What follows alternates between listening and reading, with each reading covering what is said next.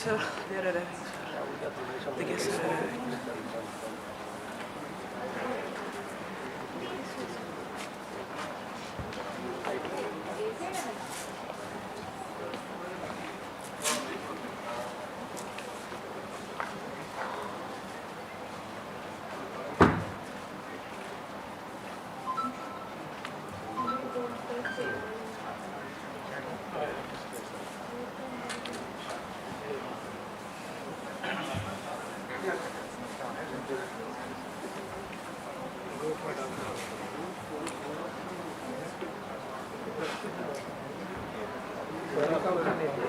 మనం చేంజ్ చేద్దాం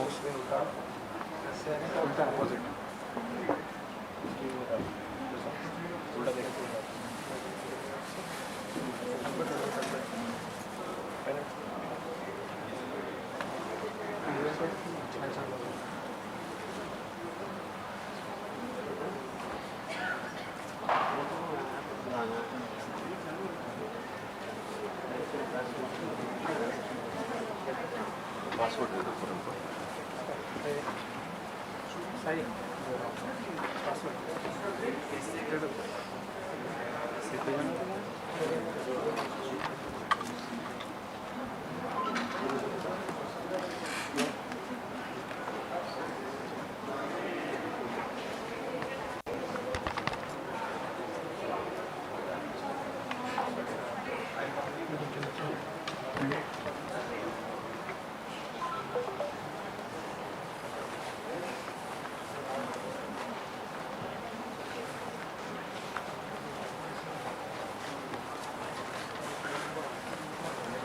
music start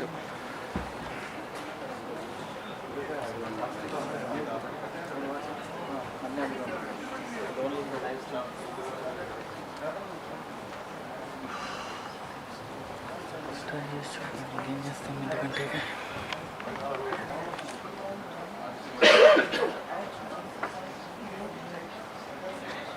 audio ఎనుకలు చూస్తాయి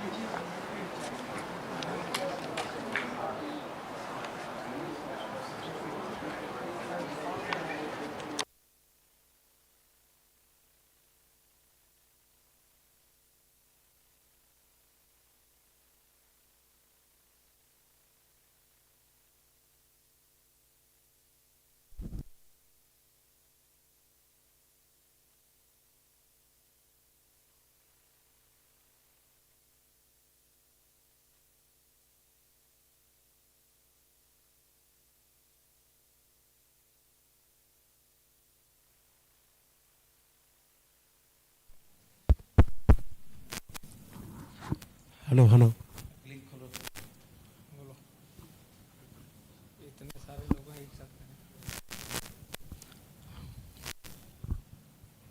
hello hello hello hello hello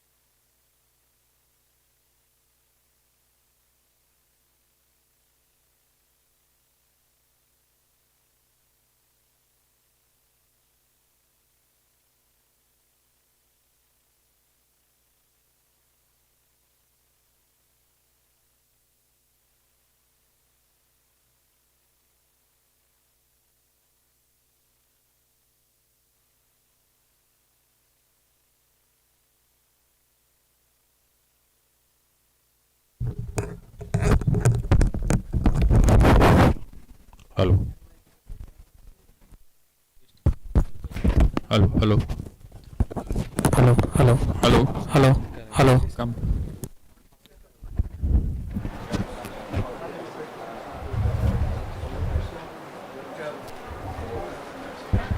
Starting.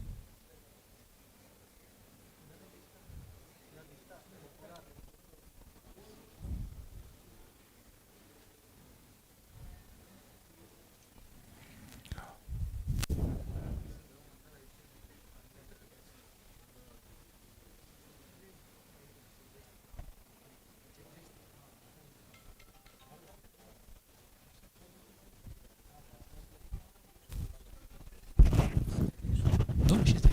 She's come.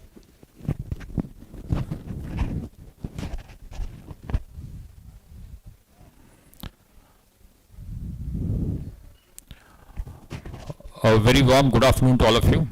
Please sit down. On behalf of Dr. Krishna Rao, Senior Director, Maheshwara Medical College and Hospital, we welcome you all to today's afternoon's panel discussions proceedings. Today we are indeed honored to have with us a very august and distinguished panel of speakers. So on behalf of the management, all the staff and students, we would like to welcome Shri Chakrapani Garu, IAS, Dr. Santosh, MD Telemedicine from the NMC, Shri Ramchandra Vishnu Bhatta, Health Industrialist, Mr. M. Shankar, Founder, Head of Sahara Society. We welcome you all, sirs, to Maheshwara Medical College. This is a snapshot of what you probably didn't see while you traveled to the college. A few words, sir, about the college. Ours is a 1200 bedded facility. It's a tertiary care teaching hospital with 150 undergraduate students and 55 postgraduate student residents per batch. We have the state-of-the-art infrastructure and high-quality care, tertiary care being provided to the patients. We have fully equipped ICUs with self-sufficient oxygen generation plants, NABL accredited labs, and two BSL-2 molecular labs as well. Maheshwara has made serious strides and is now on a very much elevated platform compared to the other medical colleges in the region, especially in this urban industrial landscape. To make our presence even more felt in the community, we have a very up and about medical camp schedule so that we reach out to each and everyone in the community. A snapshot of what we do at least thrice a month or so is what is shown in this view file.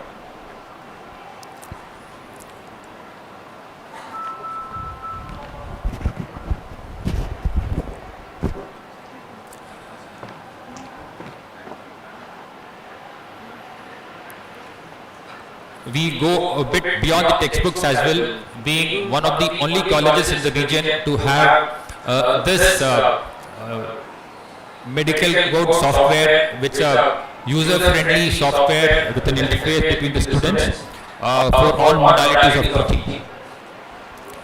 Now coming to the business end of today's proceedings, like you all aware, today we are having this as a panel.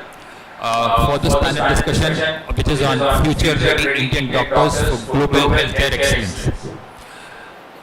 First up, I would like to request our Senior Director, Dr. Krishna Rao, to come up on stage.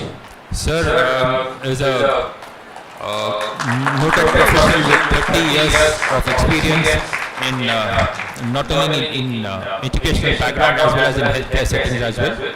He is served in various capacities in various healthcare institutions, educational institutions, and has been with us for the last about 10 years.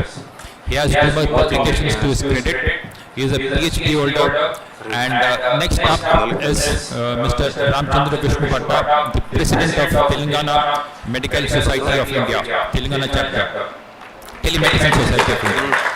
He is a corporate professional, having held various illuminary posts, and what's more important is his contribution towards digital health and telemedicine. Welcome, sir. Notable amongst his contributions are the establishment of telemedicine system hospitals in the north, the mobile-based telemedicine app VMed, the mobile telemedicine application in Greater Chennai Corporation, the volunteer donation during the COVID times, as well as the Raktan app. Thank you and very much welcome, sir. Next we have Mr. Matam Shankar, who is management graduate from the Institute of Management from Jaipur.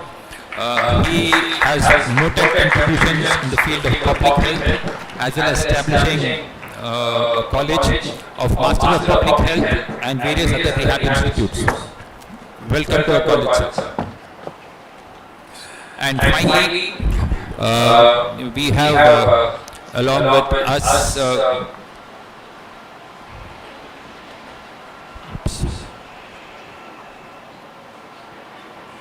Dr. Santosh Kumar from the National Medical Council, who is a founding member of the Foot Soldiers for Health, who is an MD in Community Medicine and is a professor and associate dean of the School of Healthcare, Rishikesh University. Welcome, sir.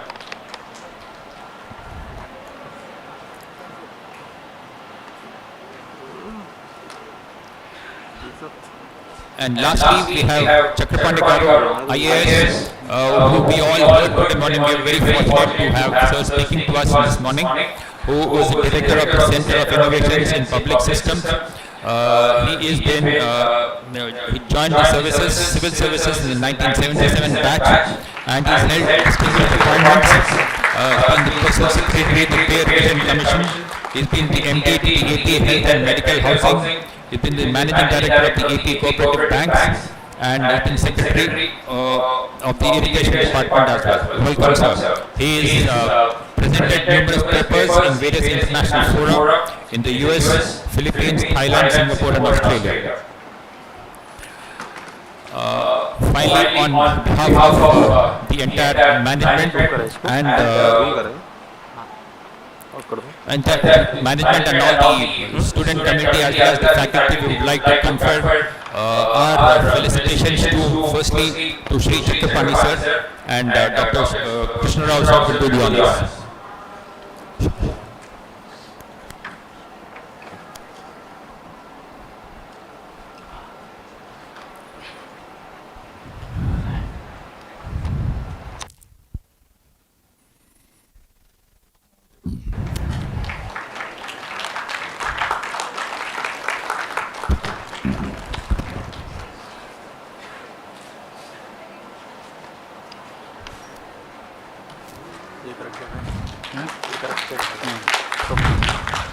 Thank you, sir. Next, we would like to felicitate Dr. Santosh, who has come all the way from Delhi, and Dr. Adams to do the honors, sir.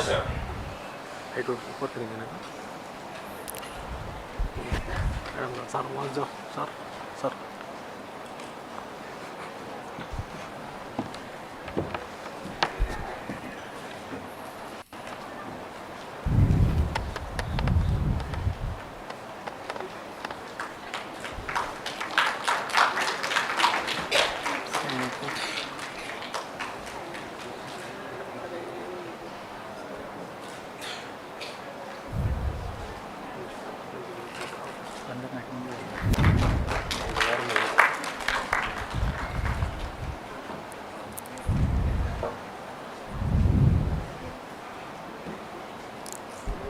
Thank you, sir. We would like to felicitate Sri M. Shankar, founder and head of Sahara Society. I would like to request Dr. Srinivas, professor and head orthopedics department to do the honors.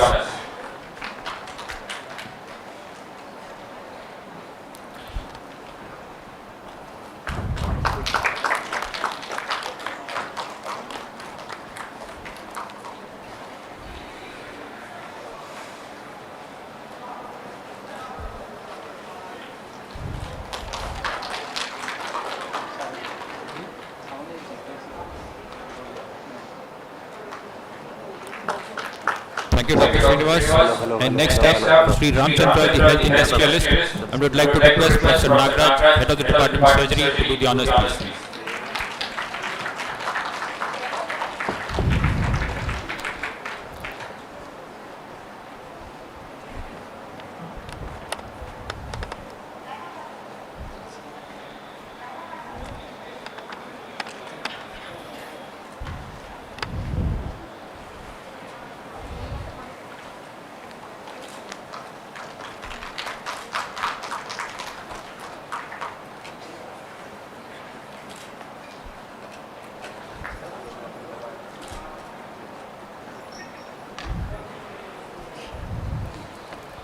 Welcome to all the distinguished panelists.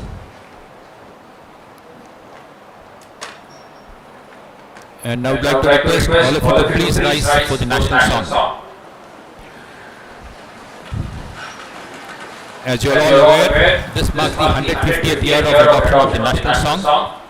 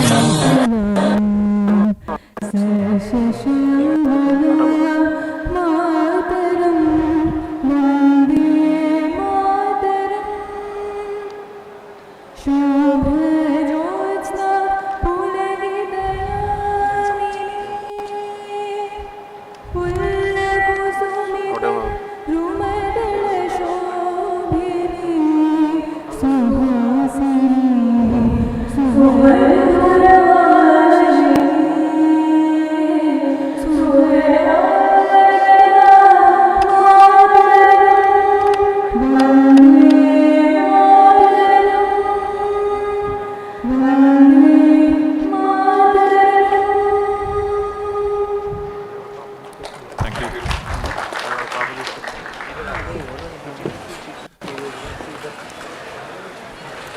Before we come to the panel discussion per se, we would like to start the proceedings with the customary line writing ceremony. So I would like to request all the distinguished panelists to please join us on stage. Please.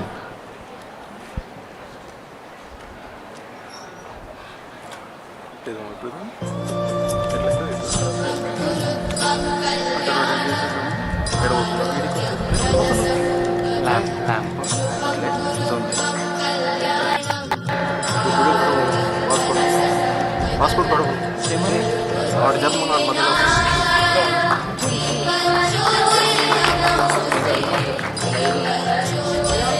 నువ్వేమో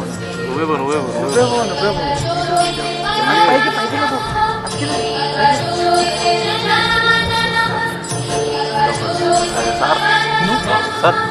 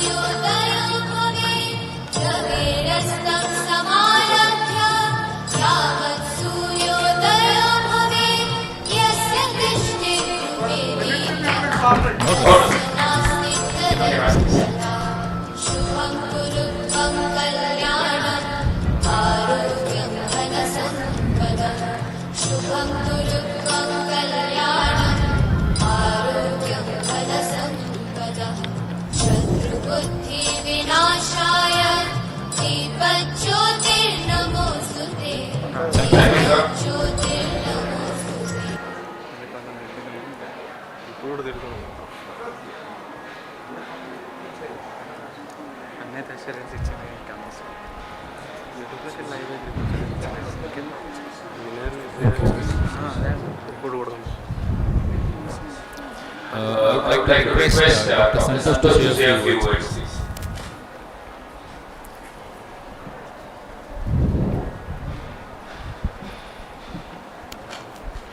I'm jumping the queue and saying a few words with the permission of everybody, sir.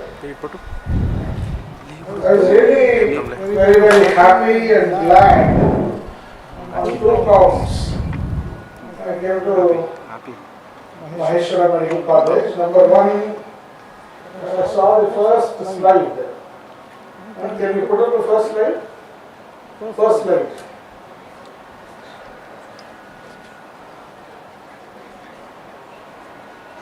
Yeah. No. This one. You have the gel, you have the jungle, and you have Zameen. To give a round of applause for this wonderful ecological,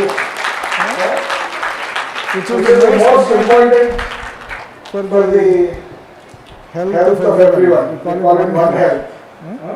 Of course, we'll speak about it much more when we interact. And second thing, I was really mesmerized and happy when I met this wonderful mother, Priyanka. I was walking in the corridor and coming to this hall, and I saw her with this baby in her mother's arms. Priyanka's mother is Indira. Lineage. So Indira and Priyanka were there, and then the baby boy in their arms. And I asked her why you have come here. She said I came for delivery. I said why did you go to government hospital? She said treatment here is much of higher quality. That's why I came here. So I don't have congratulations to the dean, to the superintendent, and I asked her who is the obstetrician who delivered the baby. And she said, Doctor? Dr. Aparna. Akansha. Who is the doctor? Dr. Aparna. So Dr. Aparna delivered the baby, it seems, and the head of the department was also very supportive, and the obstetrician is very glad to know. And then she said the baby had a little hyperbilirubinemia and phototherapy was done. So congrats to the department as well. I am very glad that the mother came from the village, leaving the KCR kit, the birth kit, the JSK money that is given, and came here for better treatment. So the priorities and the patient-centered care defines everything. So a lot of applause to Maheshwara Medical College. And my guru, his name is Professor Anjali Prakash. He is from ISD. And he told me that no panel can be full until unless you have a woman on the panel. And no light can be lit without a woman also being a part of it. And we have to recognize our brothers and sisters are a part of every panel, every discussion, and every lab that we read. And if you are patient-centric, I think the biggest example is Priyanka, like in the lab. We bring a lot of applause to my mother. So, I'm very happy to see the patient-centric approach and care that has been taken for her. And what even more confused me was that she said she underwent a C-section here. And I asked her how many can we have, that girl there. 1, 2, 3, 4. Yeah, 4. Yes. The one who went back. Correct. Perfect. Yes. Both of you. You and she. Yeah. Can you give her the mic? Both of you.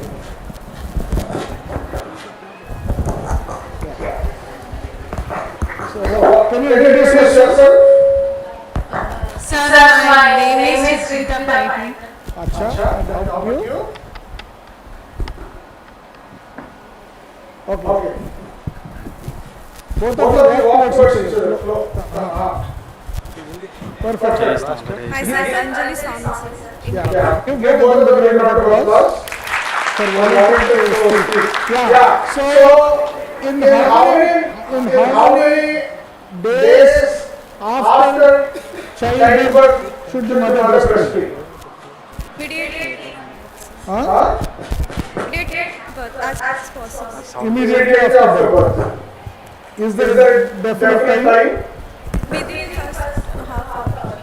Within first half If hour. not within first half hour. Okay. Normal delivery after C-section? Within first 4 to 6 hours. 4 to 6 hours. Okay. How about you? You want to add anything? Sir, she's She's correct. Okay. So give me a big round of applause. Anyone else want to say anything regarding this? Normal delivery C-section. But I'll tell you something which happened in your own hospital. While she was delivering and C-section was happening, sutures were being put, the baby was put directly on her breast and the baby was breastfeeding. A big round of applause to the doctors, obstetricians, and nurses. Big round of applause.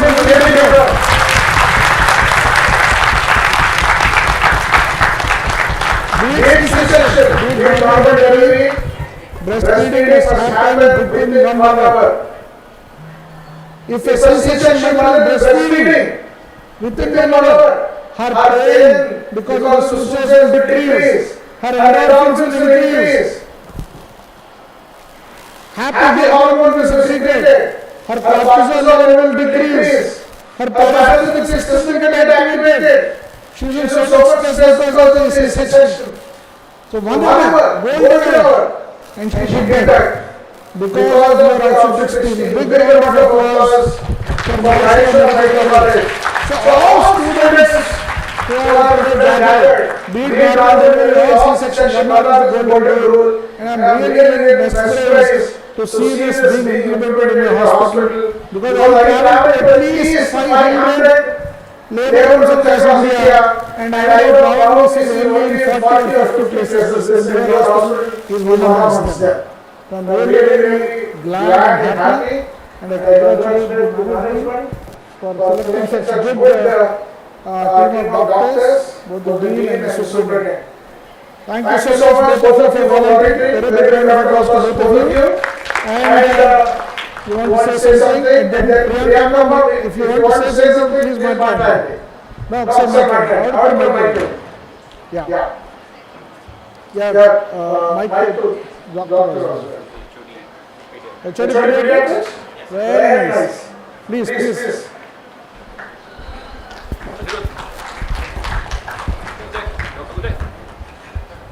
Yeah. Sir, I want to add when to start breastfeeding. Absolutely. I will say before delivery. What's your name? Udaykant, sir, Dr. Udaykant. Before delivery, not after delivery. We can start before delivery. How it is possible?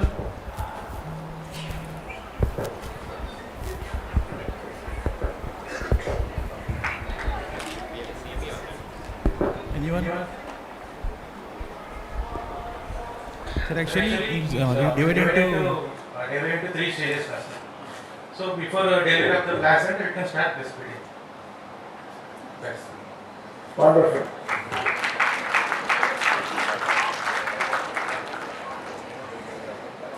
అమ్మ చెప్పు మాట్లాడు తెలుగులో మాట్లాడండి ఇంగ్లీష్లో మాట్లాడండి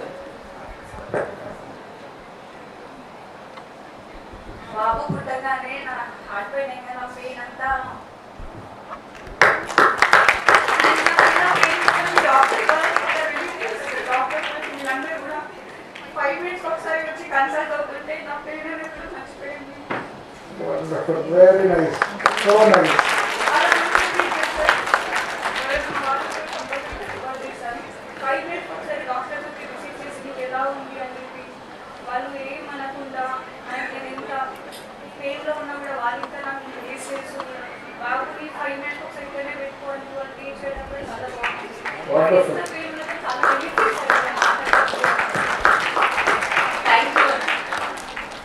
So skin to skin contact, we'll talk about that again.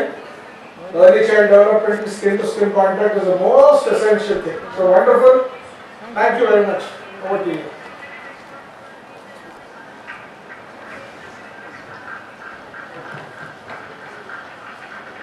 Thank you, Dr. Sanjay, for those words of advice. Next up, I would like to again invite Dr. Sarani for our devotional song, please.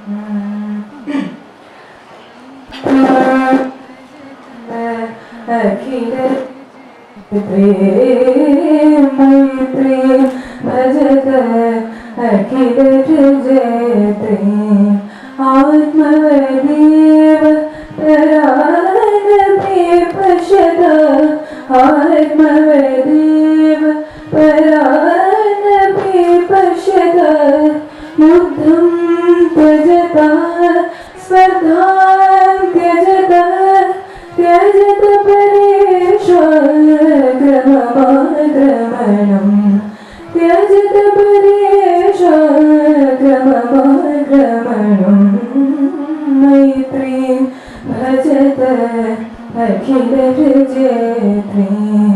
जननी पृथ्वी कामधुघस्ते जननी पृथ्वी कामधुघस्ते जनको देवः सकल दयालु दाम्य ददत्त दयदं जनता दाम्य ददत्त दयदं जनता श्रेयो भूयात् सकल जनानां मैत्री भजत अखिल विजयते मैत्री भजत अखिल विजयते.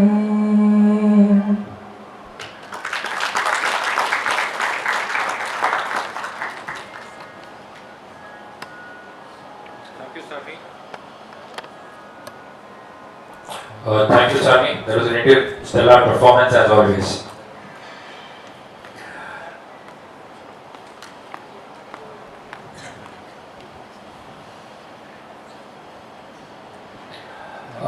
Before we take off with the panel discussions, there are a few things which I thought pertinent to mention regarding today's future ready Indian doctors for global healthcare excellence.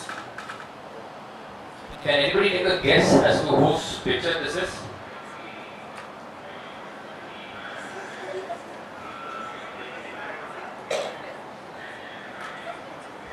You all are glued to your tablets and phones, so I guess you're not watching television more often. That was Dr. Sanjay Gupta, the famous face of CNN, the neurosurgeon of repute in the United States. This photograph, not seen.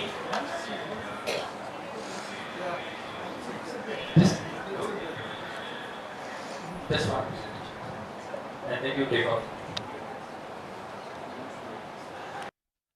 No? Well, that's Dr. Soumya Swaminathan. Its slide speaks for itself. The pride of India, who was an ex-AFMC alumnus, who was a renowned Indian physician and scientist, and she was the chief scientist of the WHO. Very prominently seen on television during COVID times. And this person, the last photograph, something typical about his attire. You will always see him in this kurta pajama type of attire. No? He is Dr. Sunil Kaul, another prominent public health physician with an ex-alumnus of the Indian Army. But more important than that, he started the Action Northeast Trust, ANT. done significant contributions towards the field of public health, rural health, community health, in tackling treatment. If anybody has heard of the Majuli Islands, the biggest group of islands in India in the northeast in Assam. When he was awarded the WHO fellowship, he was called for an interview in Delhi. And he went in the same dress, kurta pajama. So they all laughed at him. Say, when you go to the US tomorrow, I hope you have a pant and shirt. So he replied to the WHO guys, I guess the WHO should be more interested in what is above my neck and not below that. That was on a lighter note. In the world over, especially let's say if you start from the United States, we have doctors in various leadership roles. It's there on the slide. Dr. Bobby, the first Indian president of the American Medical Association. We have Dr. Vivek Murthy, who is the top US general surgeon twice in a row. Sanjay Gupta, I already did mention. Ashish Jha, he was the White House COVID-19 coordinator. in the American Association of Physicians, We have more than 1 lakh Indian doctors providing mentorship, advocacy and professional roles. Go across the channel, go to the UK, you have about 8 to 12% of the workforce who are Indians. In fact, the PMJ was very smart. They did a comparative study of last lower 30-day mortality, and they found Indian trained doctors had a lesser mortality compared to, the patient had a lesser mortality compared to those trained in the US. As well as our numbers are very significant in the rural health settings, both in the US and in the UK. So I hope the message is amply clear to you by now. By the year 2030, there will be 15 million deficit in health workers all over India, all over the world. But we will be sitting pretty because that time by 2030 we will have 12.6 captive Indian health workers. So a big contribution would be from the Indian subcontinent. That's where we will be emerging as a global leader. Not only that, the government of India has laid out its digital foundation, the ABHA and the ABDM. I don't need to specify more. We are now redefining the physician competency. That is competency-based medical education, which you all are familiar with the CBME guidelines that has been rolled out. You have core competencies being worked out for you, which Sir did speak today morning. The 2026 Physician Competency Matrix. This has also been worked out. This will be spoken to at length during the panel discussion. I don't want to dwell too much onto that right now. So, in the nutshell, we have a strategic vision of Heal in India and Heal by India, wherein by medical tourism in this year alone, our revenues would go to $13 billion. And not only that, we will be having a huge education export by way of our students and doctors going abroad. So no wonder we are going to leverage the Indian expertise abroad. Now, not only just that, we've got actionable AI intelligence, which is going to be a force multiplier for all of us. So if you are left out in the AI scene, you are going to lose the rat race, which again Chakrabarti sir did mention about the need for establishing linkages with the IITs and the engineering sector. On the technological front, we have diagnostics along with AI, and two pertinent examples which I should be quoting here is an autonomous gallbladder surgery removal which was done in way back, about 5 months back in July 2025. And not only that, we also had a robotic ASD repair by Indian doctors sitting in France and the patient sitting here in Indore in Madhya Pradesh. With these few words, I would like to briefly sum up that we are at the verge of the digital pulse, and it's a call to action, so that we are here for what we need to discuss today in the panel discussion. In the panel discussion, firstly, I will be ably held by Professor Srinivas, head of the Department of Orthopedics, the most popular doctor in town. I don't think anybody's seen him walking in a very slow motion. He is always walking at probably 8 or 10 kilometers per hour. He is always in a hurry. He is always in the scrubs. No wonder he is the most popular teacher in town. So he would be my co-moderator. We would have 10 minutes for panel, 10 minutes for each of the panelists, followed by a question and answer session. Yes, Dr. Srinivas, if you would like to start off with.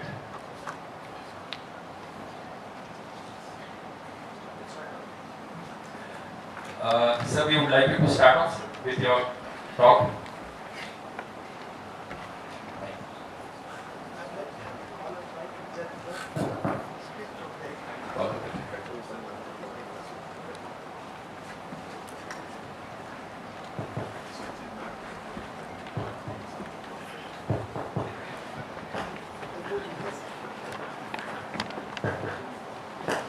I'm more comfortable speaking from the audience.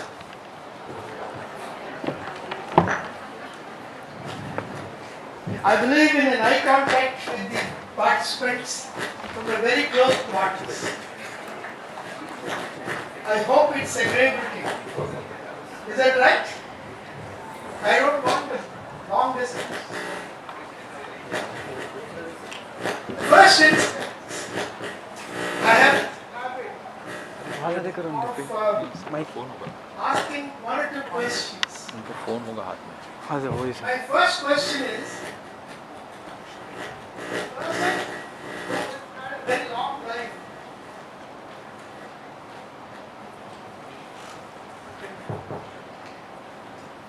the person who lived the longest so far officially is recently in this country. What's his name? Any of you?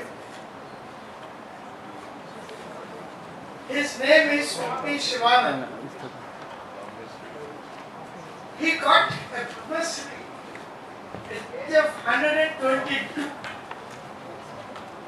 and he went on to live up to 126.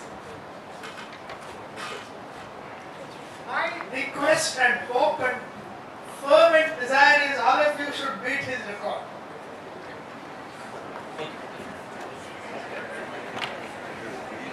It is possible. It is possible to beat the record of Swami Shivananda, provided you start making efforts in that direction right from now.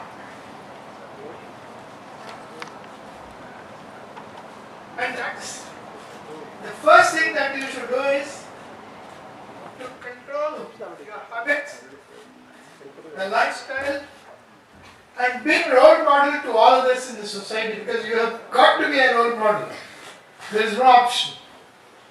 In terms of your lifestyle, in terms of your nutrition, in terms of your habit, in terms of your abstinence. Unfortunately, I find a few of doctors getting used to drugs. Doctors getting used to drugs. All of you as a fraternity, as a group, have a responsibility to eliminate this practice of drug addiction from the society. And also drinking. Some of you would have seen the incidence of COVID in this country. And where do you think was the maximum case fatality rate? Which place? Any guess? Which state or place had the maximum case fatality rate? Any guesses? Either from the students or from the doctors?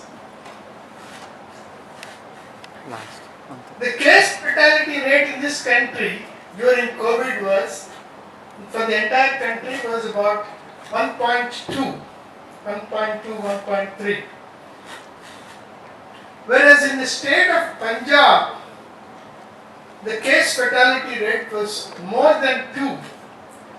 And in 4 districts of Punjab, it was 4. Why is it so? Why? What's the reason? Alcohol and drugs. Alcohol and drugs, and let me tell you, I have seen the 2 Telugu speaking states from very close quarters. I have seen both during my service and also after service in the last 15 years. Incidence of drinking has significantly gone up. Almost 25 to 30% of poor are getting affected because of drinking, alcoholism. Families are getting shattered. So, if I had the authority, I would expect each one of you to take a declaration, make a declaration today and repeat it every day, that you will abstain from alcoholism.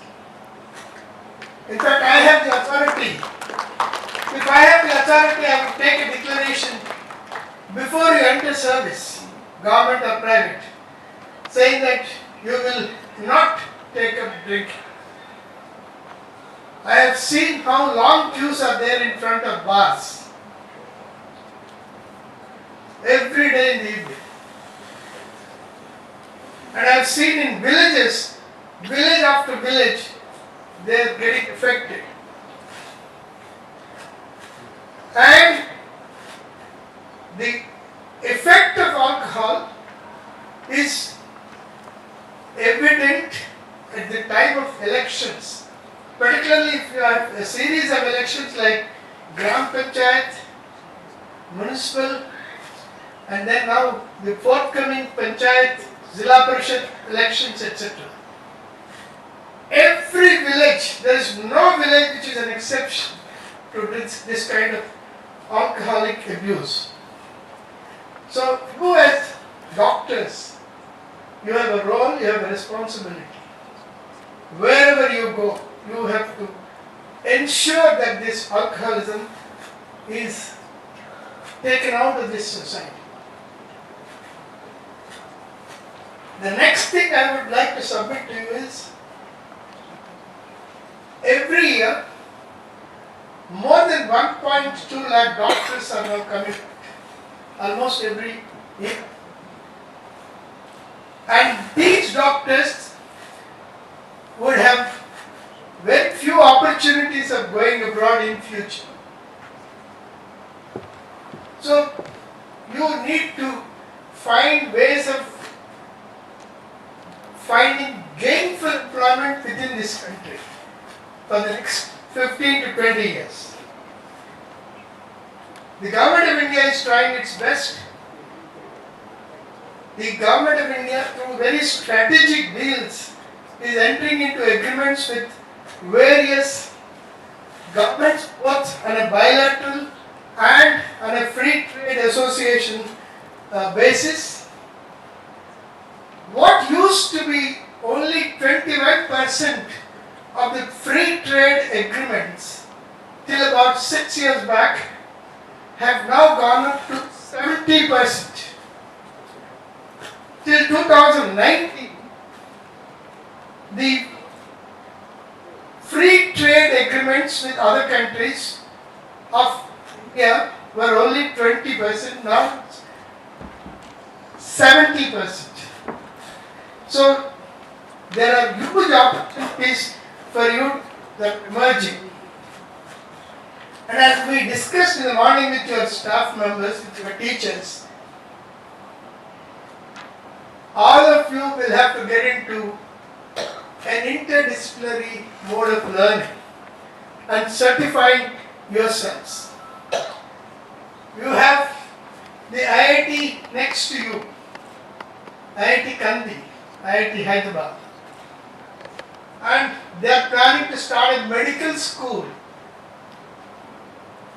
The IIT Kandi, IIT Hyderabad, the director tells me that they are planning to start a medical school. So why don't you start an engineering school? You need to think of that. And you know, the first IIT in this country, which was the first IIT, IIT Kharagpur, was started by a medical doctor. Dr. B.C. Roy was the Chief Minister of West Bengal, a medical practitioner. He persuaded Pandit Nehru to start the first IIT of the country in his own state at Kharagpur. And please watch. The IIT Hyderabad has started a number of courses relating to paramedical subjects, relating to healthcare. So what are you doing? So your connectivity with other institutions will have to substantially increase. Your connectivity with other professional institutions will have to increase. Connectivity with scientific institutions will have to increase. As we were discussing in the morning, the best science institution in this country is the Any guess? Indian Institute of Sciences, Bangalore. Indian Institute of Sciences, Bangalore has started a dual degree, a dual course, and that course results in the award of a PhD and an MD. A medical doctor would be able to get his medical undergraduate, medical MBBS graduate, would be able to get an MD and a PhD. Thanks to the contribution of 425 crores given by the two engineering graduates, the Bagchis and Parthasarathis. A 800-bed hospital is coming up there in IISc Bangalore. Which are the names that you associate with IISc Bangalore? Dr. C.V. Raman, who was one of the directors. And today it's a best scientific institution. So the point I'm trying to submit for your consideration is, you need to be looking out for these kinds of opportunities. You need to be looking out for a situation where you will connect with 1.6 lakh sub-centers in this country. You need to connect with 30,000 PHCs in this country.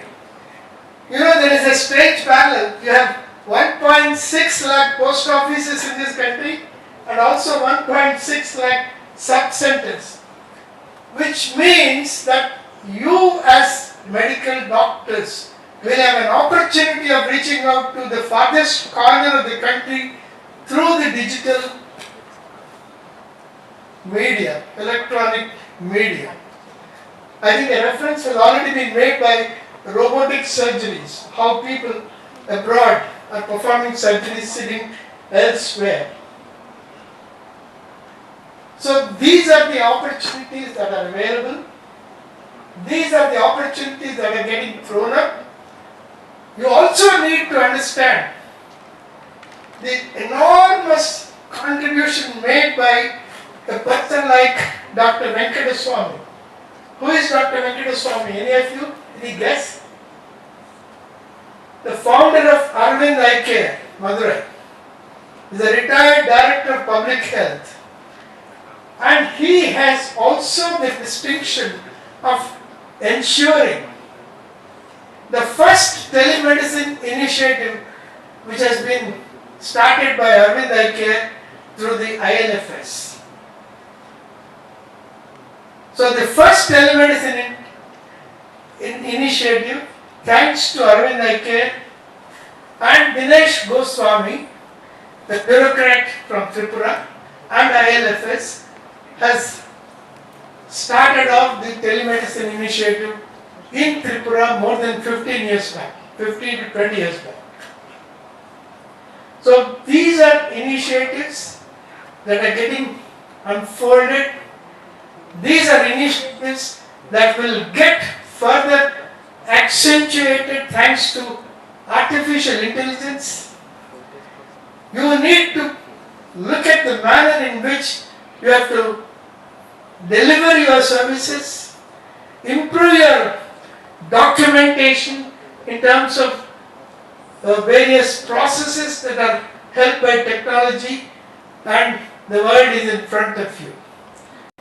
According to me, two spheres, that is health and education, will get totally transformed. According to Wall Street Journal, all travel relating to healthcare would come to an end in the next 15 years.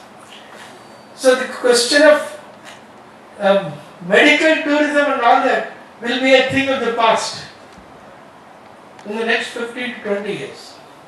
Today you may have a lot of people coming into this country, but if technology unfolds itself, medical tourism also will be a thing of the past. You will have greater opportunities of providing health care I am sure this institution would provide you the requisite infrastructure, training and orientation in this direction. Thank you.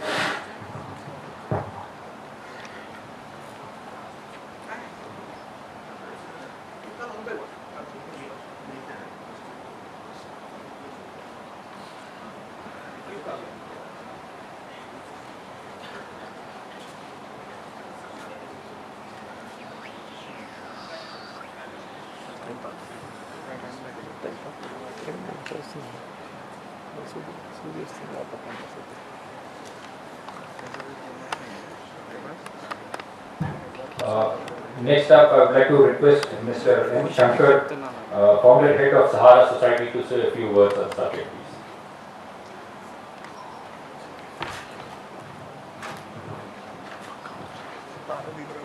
Everybody. I'm Shankar and I work in the development sector. Good afternoon to everybody. I'm Shankar, Madam Shankar, and I work in the development sector through an organization with the name called Sahara. So I specifically work on the inclusion. Inclusive school, we have got inclusive hospital, inclusive rural health center, and a couple of colleges related to inclusive education and inclusive health. So the present topic which I would like to mention is about inclusive health. Normally, as a practitioners or as academicians and as students, you might have come across community health, public health, or clinical health, etc. But inclusive health generally it's a broad term. This one, yeah. Fine. So before getting into the subject, I would like to talk about what is inclusion, exclusion, and what is inclusive health. So it becomes very easy to understand if you understand what is exclusion, then what is inclusion. Exclusion is you are thrown out, or a group of people, a specific community, a specific characteristic people have been asked to stay away from the mainstream. So why are they stayed away? What are the reasons? They need to be explored to understand, to provide a solution to make it inclusion. In the health also, there are a couple of groups who are excluded from the healthcare, if not totally, but partially. Let us say a person with disability. Normally, person with disabilities will have a lot of challenges in accessing to the healthcare comparative to a normal person. Like sometimes they can't come to hospital. If they come to hospital, they don't have the proper transportation to come to hospital. The public transportation system, be it auto or bus, or even their own vehicle also may not be compatible for them to travel. And if they come to hospital, depending upon the disability means not only the orthopedic disability. We can think of hearing impairment, visual impairment, and multiple other kinds of impairments like autism and all. When they come to hospital, obviously they will not be able to go to see doctor directly. They have to communicate somebody at the reception. They should tell their problem, and then they have to go to the doctor. There is waiting period, and then they have their needs. Like they need different toilets, they need different food habits, and their psychosocial behavioral habits also will be different from other people. So if we ask a question in normal, if at our hospital or any other hospital where we have visited, the hospitals will be having challenging situations to provide an inclusive atmosphere for the patients, like persons with disabilities. Persons with disabilities, they themselves will have problems in coming to a doctor. It is not that doctor is not ready to give the treatment, or hospital is not ready to give the treatment. Even the person with disability staying 100 kilometers away from Maheshwar Medical College, considered Jayabad and Narayan, he might have a lot of difficulty to come to all the way to Maheshwara, or even to a mandal place, or to a taluka place also he cannot go. That means there are transportation barriers. Then there are cultural barriers. Like the people with disabilities are not taken very seriously by the family members because they travel like in the initial 2 to 3 years they will be having a lot of visits and then they understand that disability is a permanent problem and we will not be able to cure it totally and we have to live with that. So then what happens, they don't have so much of interest to take the person with disability to the hospital. And the third problem is finance. It requires continuous more and more money comparatively to a normal person. The people with disabilities are 3 times higher to go for a clinical requirement of services than a normal person. This includes money. So here, if the system is not inclusive to include these people, then these people are denied with the right of health. So now we have to work on an inclusive system where these people made part of the health receiving culture and infrastructure. This is what is called inclusive health. Same thing applies to persons with disabilities and also elderly people, senior citizens. The healthcare needs of the senior citizens are different from the normal people. They will be having chronic health issues. They will not be having control on their own money. They are dependent on their children. So somebody has to help them to travel. Likewise, there are certain ethnic groups, gender-wise, females do have certain issues which are culturally not accepted very easily by the family members, are not prioritized to go to the healthcare services. Even they themselves also find a lot of difficulties or shyness or fear to expose their problem. Like if you take breast cancer or if you have menopause issues, if you are having menstrual health issues, in the rural area females find a lot of difficulties to express their problem until they become very serious. So making a system, infrastructure, both from the subjective point of doctor and hospital, also from the point of society. Inclusive, that's what is inclusive health actually. So this inclusive health concept has got a policy that is being provided by the international agencies like WHO on the guidelines of SDG 3 Health for All. And based upon the SDG guidelines, the national government will have its own policy. Like in India we have a Niti Aayog healthcare policy. So there are certain standard guidelines which have been mentioned to understand the inclusion. The first guidelines is universal health coverage. Universal health coverage in the sense, the WHO expects, or for the matter, all the signatories of the WHO, be it India, Nepal or any other country which has signed on the WHO, they expect that 100% population should be covered by an insurance. That means OOP, out of pocket expenditure. Like wherever you get a health problem, you have to go and take your card out. I mean ATM card, or you pay by cash or you pay by phone pay. That is out of pocket expenditure. But you don't have to pay anything that is cashless. So universal health coverage is a concept of cashless that reduces the financial burden on the person with healthcare. By doing this, the inclusive healthcare atmosphere or inclusive healthcare principle is achieved. So how does this inclusive healthcare concept, universal coverage happens?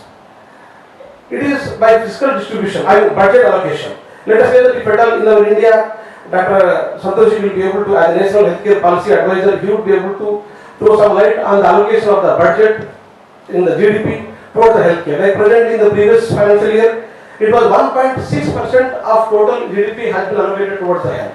But whereas as per the policy it should be somewhere more than 2.6, 2.7. Like among 340 lakh crores of the GDP of India, if we are allocating only 1.6% of the budget towards the healthcare, then the universal coverage is not completely done, but it is advised to progress to go ahead further. So the policy should happen from the top level, so that a lot of money comes into it, and that money goes into infrastructure development, human resource development, capacity building, so that inclusion is practiced both from the system, from the provider side, and also from the receiver side, and somebody in between also will become part of the total inclusive healthcare system. And second one is primary healthcare as a priority. Suppose as a practitioner, like you must be in the final year or you must be PG, and once you complete, your total focus will be on how many patients I see in a day as in OP level, or how many patients I am getting in IP, and what is the revenue generated, and what is the success rate, how many cases are very well treated, how many number of days they are in hospital, or how much early I could be able to make them out of the hospital with proper recovery. This is your focus actually. But prevention should be the primary focus. Prevention of the disease, early identification, early intervention, and then people going to the secondary care, tertiary care should be reduced. So maybe it is always like, in terms of finance and in terms of career growth, as a clinical professionals, one might focus on getting more number of patients to the hospital. But from the other point of view, towards the universal or global health perspective, we should think that people should not become affected, the disease should be prevented. So this aspect of prevention and early identification will happen at the primary health center level. And the World Health Organization has very clearly defined primary health center goals at the preventive level, at the community level, and they made primary health care as a justice model rather than the clinical model. So Indian government also has been working so far. I think we have around 1,75,000 health and wellness centers have been established in the primary health care, emphasizing that prevention takes care of at the lower level, and many healthcare programs like RBSK, RKSK, NCD, NDD, and such kind of programs have been implemented. So normally clinical practitioners may not be having much focus on the preventive side, but unless they don't understand the perspective of the prevention, inclusive health cannot be achieved. So this is second idea of primary health. And third one is disability inclusion. Disability inclusion is the most important aspect because there are different kinds of disabilities have come up. New disabilities have come up like autism and other behavioral disorders. And then with the age, we are getting into one other kind of disability, like it could be hearing impairment, or it could be visual impairment, or it could be Parkinsonism, or it could be any other neurological impairment we might get. Before it was only 7 disabilities, now it is 21 disabilities. Certain blood disorders also have come up. So totally, if you take 21 types of disabilities, almost every disability is associated with one or other health problem. So obviously, disability health is one of the most important aspects. Even at the academic level also, maybe at the graduation level also, disability health is a subject that needs to be understood to make it inclusive from the study level itself. The last one is pandemic equity. Like as it was mentioned that during COVID, normally we have things that rich people are more accessible to health, urban people are more accessible to health, but pandemic has changed our perception. It is not about the being rich, or it is not about the being urban. Pandemic least affected in the rural area, and people with lower economic group are less affected with the pandemic than the people who are living in the urban and richer societies.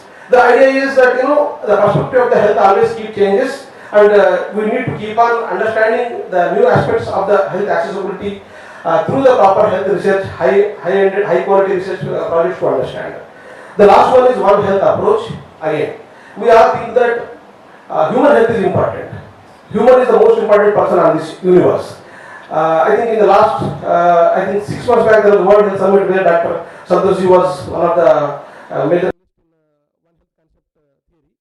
We all think that human health is important, human health is priority. Everything in the world should work towards human welfare only. But the new concept is it's not only human health. It is animal health, it is plant health, it is earth health, it is soil health, it is air health.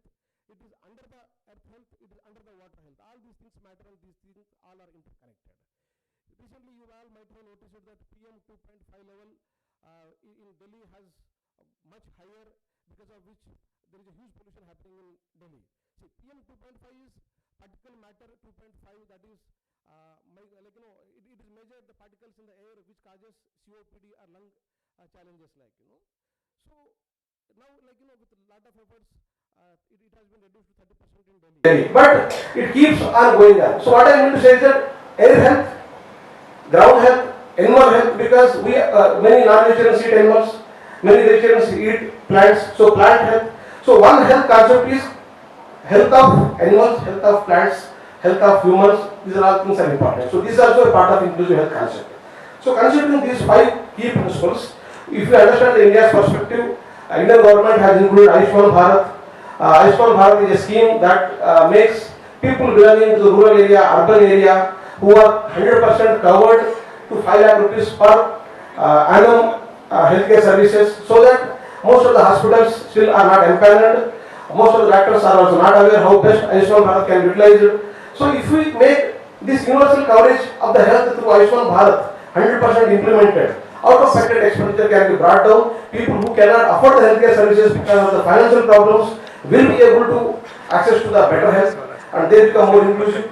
And number of health and wellness centers have been rapidly increased by the government of India, and many other new policy changes have been brought, like public health financing has been increased as from the previous GDP, and there is a special program that have been come up, like NCD program has come up. If you see 1/3 of population is having diabetes and 1/5 of the population is having hypertension much earlier age than it used to be before actually. And many people have been not identified. So there are certain challenges which needs to be focused to make it more inclusive, like mental health and migrant health, etc. So this is about the government and about the WHO. But as a private practitioners, how a doctor can become an inclusive healthcare practitioner. So in our point of view, like from SARA, our organization, you can see in the picture, we have something called SARA Inclusive Hospital. You can see we are having SARA Inclusive Rural Health Center. What exactly we do over there is, we have an electric auto to go pick up the patient and drop them back.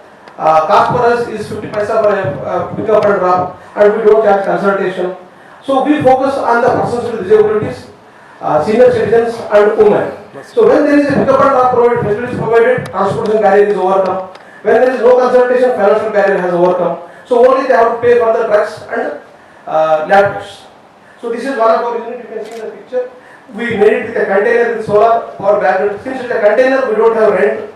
Since it is solar background, we don't have power. So we reduced the operational expenditure and we increased the scope of services in the rural area. So by doing this, our average expenditure per person has come up to 250 rupees, which includes transportation, consultation, laboratory and pharmacy. Otherwise, it should have been 1000 rupees.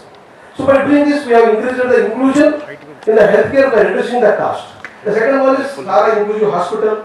See, we have done a couple of, we do cost to cost or free surgeries for persons with disabilities, and also no bed charge, no nursing charge. We charge only for the doctor and medicines and laboratory. So by doing certain practices, we try to make people who have not been mainstreamed in the healthcare because of the barriers like finance, transportation, disability and certain other issues. We try to put practically the inclusion in the clinical healthcare. So as a clinical practitioner, when you go into the private practice or into an institutional practice or into a public health sector, you can also contribute yourself to ensure the inclusion and its principles on day-to-day basis. To have his views on the subject, we knew how observant he is. The time he walked in and he saw the patient who brought him to us, who brought her to us, and as well as he observed the slide that we had flashed with the Chitkul lake in the background. Since he is from the NMC, I am sure we all are eager to hear what the NMC has in store for us as well. Dr. Sanjay, please.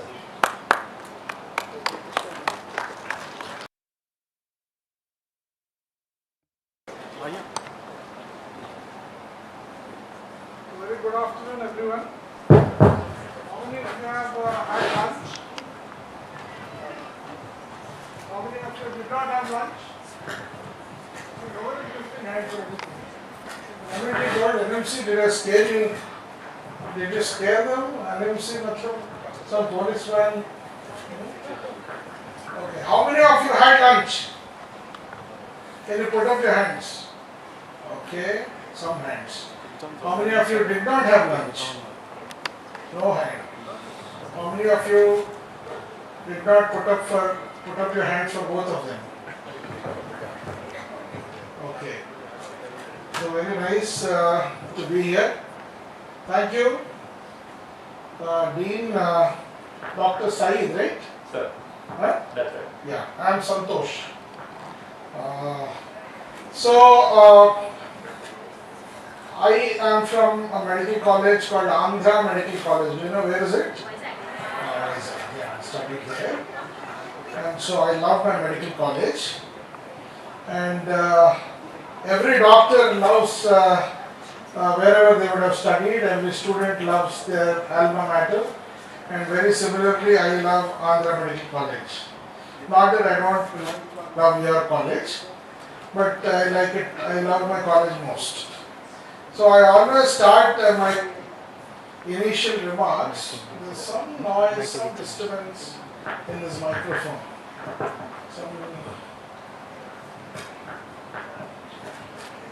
As if someone has generalized pruritus and there is scratching.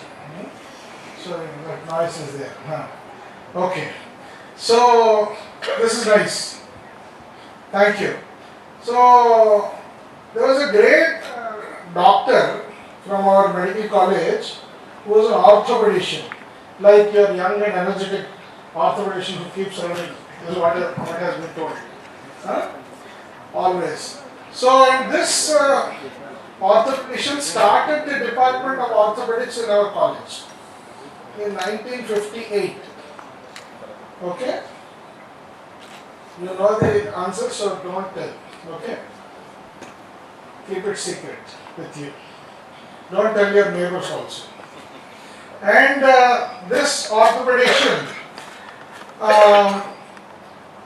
for the first time in this part of the world, started a very, very wonderful surgery because of which patients came from Iran, Azerbaijan, Armenia, Georgia, Afghanistan, Uzbekistan, Tajikistan, Kyrgyzstan, Turkmenistan, and I can tell you many stars. Even Pakistan, yes. And this doctor was world famous because he invented the surgery. He invented the surgery. What was that surgery? What was that surgery?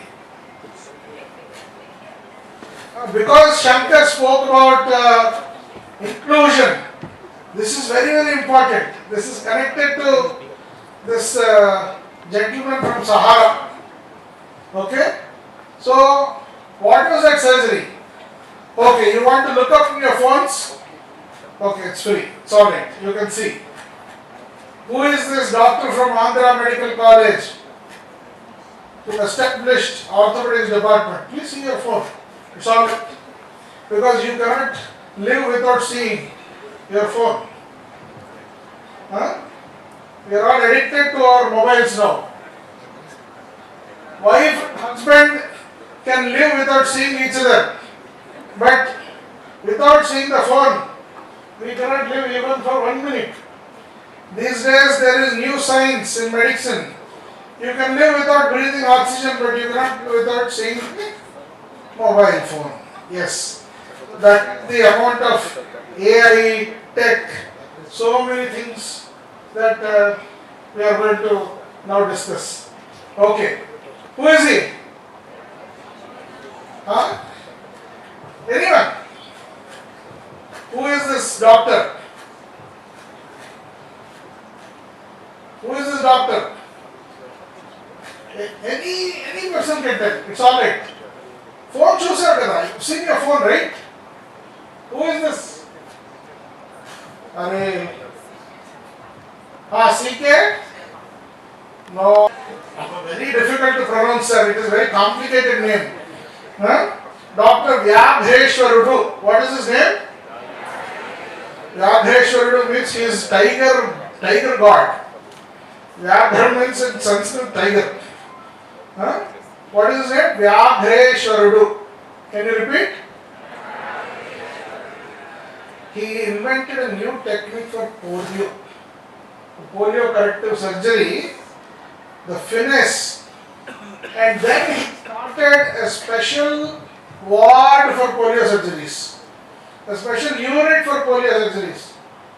And patients started pouring in from across the globe. Pakistan is firing on the border, but sending patients to Visakhapatnam, to Andhra Medical College. So we saw Pakistanis, Afghanistanis, we even saw Taliban in Vizag. All of them came because doctor has that power. Who else has? Chandramati Devi Hospital. A new hospital was constructed and he used to see polio patients there. Very recently, his disciple got Padma Shri for polio corrective surgeries. His disciple also got Padma Shri. What was his name?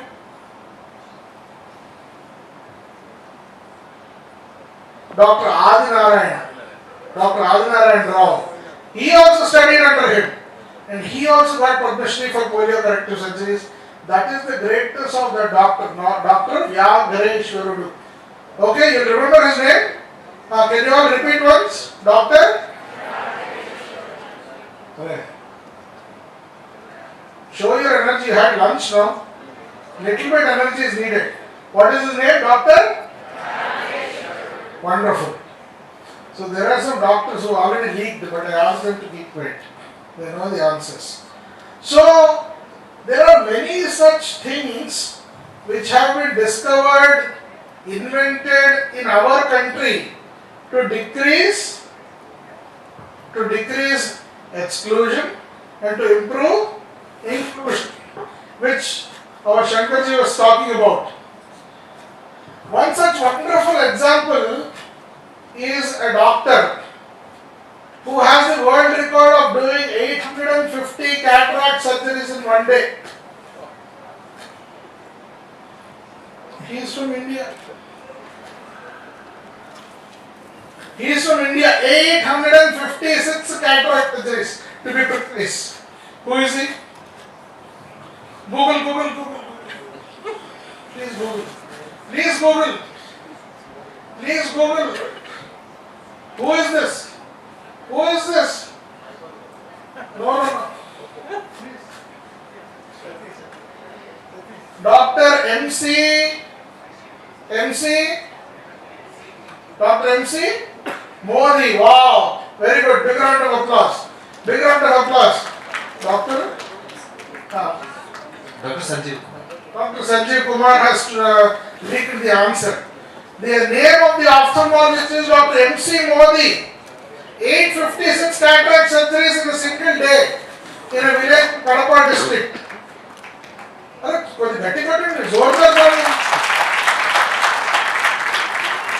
These are the people who decreased exclusion and improved inclusion.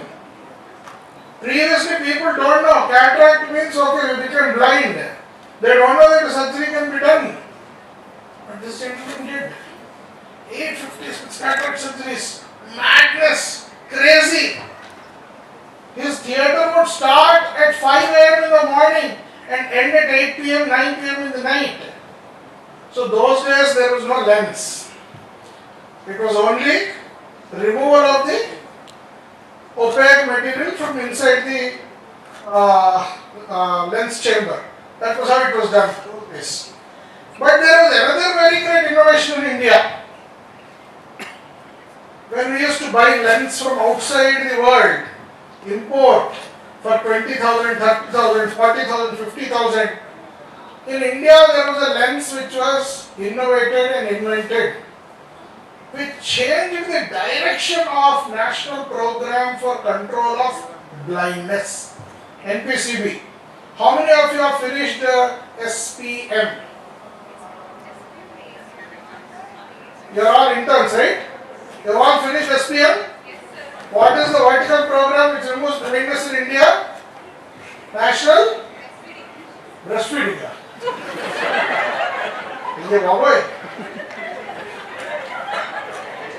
Very intelligent girl. Which program removes blindness?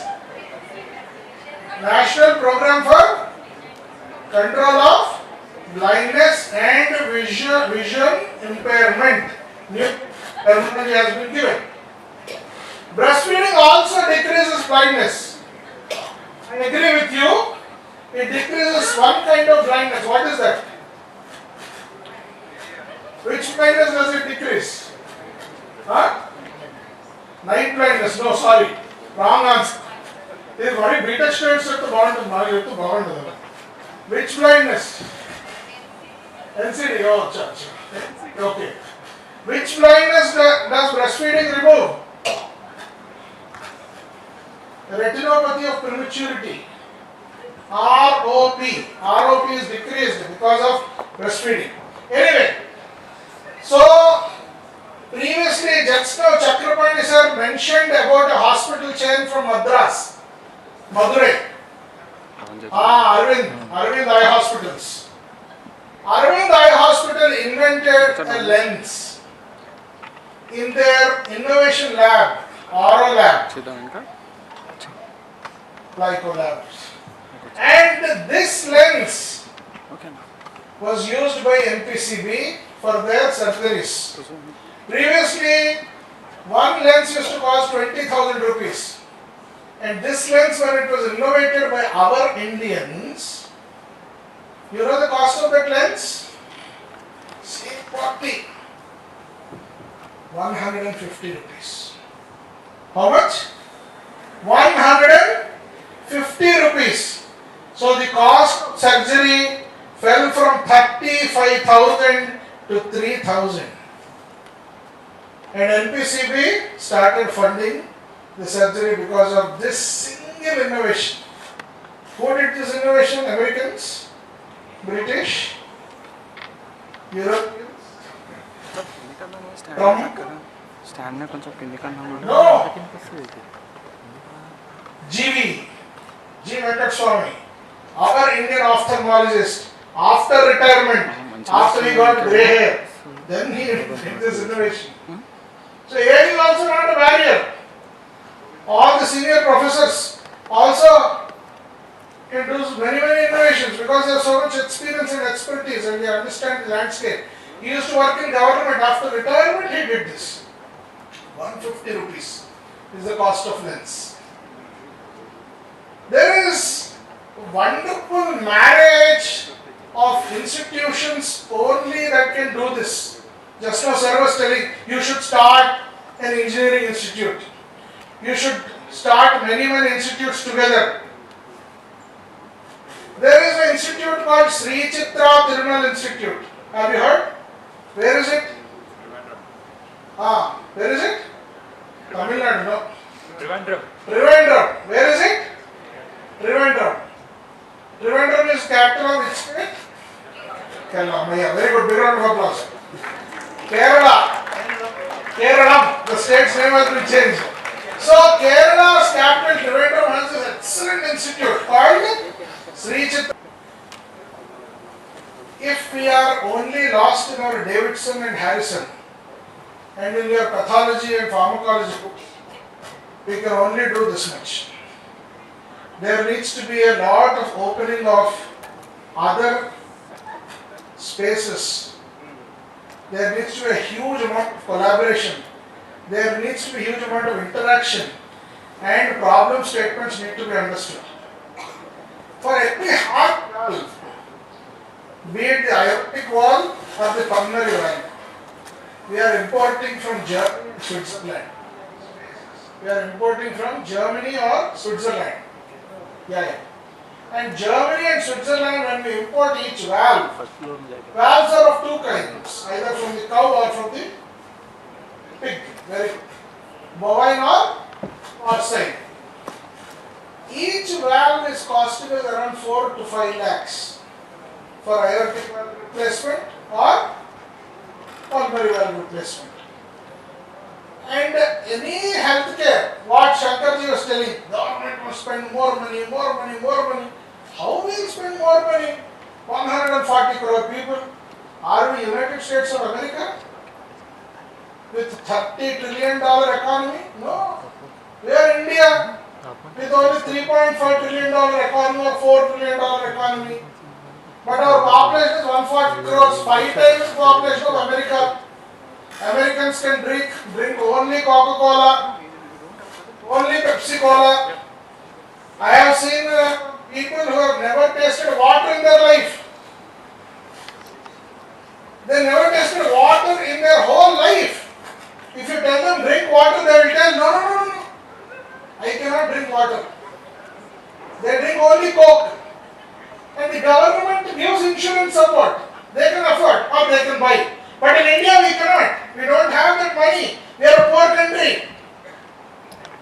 Poor country in terms of GDP per capita. If it is $4 trillion, then $4 trillion by denominator 140 crore people. So what should be done? This Sri Chitra Tirunal Institute invented a heart valve which we used in Arogyashri. It is called TTK Chitra valve. The cost is just 25,000 rupees. And it worked miracles. The outcomes of TTK Chitra valve was as good as any imported Switzerland, Germany, hardware. This is the engineering and the medicine which together is miracle. 150 rupees lens is much better than the imported lens. TTK Chitra valve is much better than the imported valves. But the companies which are funding foreign companies, they will tell, no, I will give you so much kickback. You please prescribe only my valve, my drugs.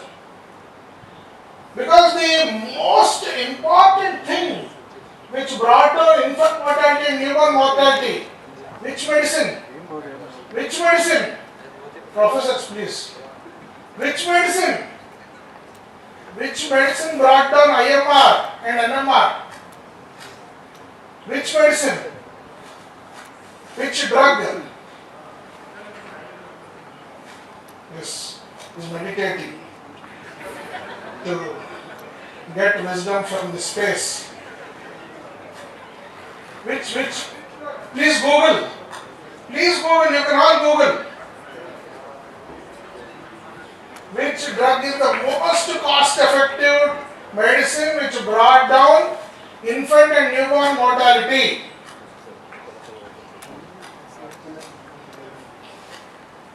Yes, what's your name? Hasini, can you tell? What's your name? Grishma, all of you seem to be very, very smart.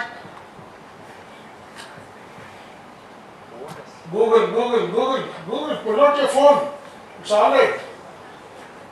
Which medicine? Yes, doctor, what's your name? Sirisha. Could you Google? No?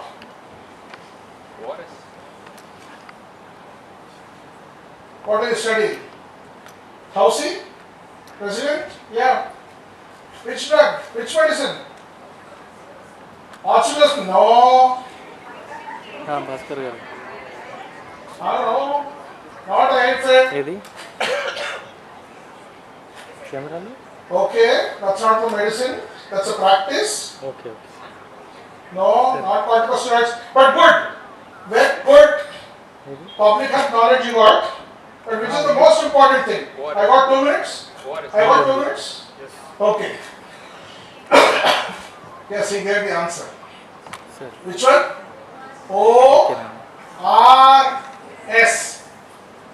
What is your name? Can you repeat it? O-R-S. And who invented it? Who invented it? Dr. Molanavis. Sir. Okay. Doctor? He told the answer. Can you repeat? Doctor? Molanavis. Dr. Molanavis from Calcutta, in his lab, in 1971, he invented this. Greatest invention on earth. 30% IMR came down to 3%. 30% came down to 3% because of only one medicine, which is ORS. Wherever this was treated in 1971 during the Indo-Bangla war. So this is such important things. Indians' contribution, Kala Azar. Who invented the medicine for Kala Azar? Dr. Brahmachari from Bihar. You need not be Brahmacharis. But his name is Brahmachari, Dr. Brahmachari. He invented the medicine. Who invented first anti-cancer drug in the world? What was the first anti-cancer drug? Methotrexate.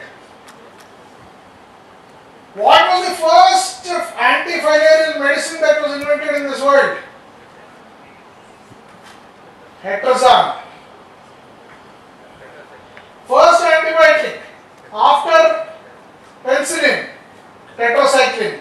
One man, and he was in army. Not that Balakrishna in cinema. This man is the real army, this doctor. He studied in Madras Medical College. He is from Andhra Pradesh, from Bhimavaram. What is his name? Dr. Yellapragada Subbarao. I think your department of biochemistry must be named after Yellapragada Subbarao. ATP was discovered by him. How you get energy? Biochemistry. Someone stole away his Nobel Prize. So the point is, Indian doctors have done phenomenal contribution to this world. And you all can. A big round of applause to each one of you.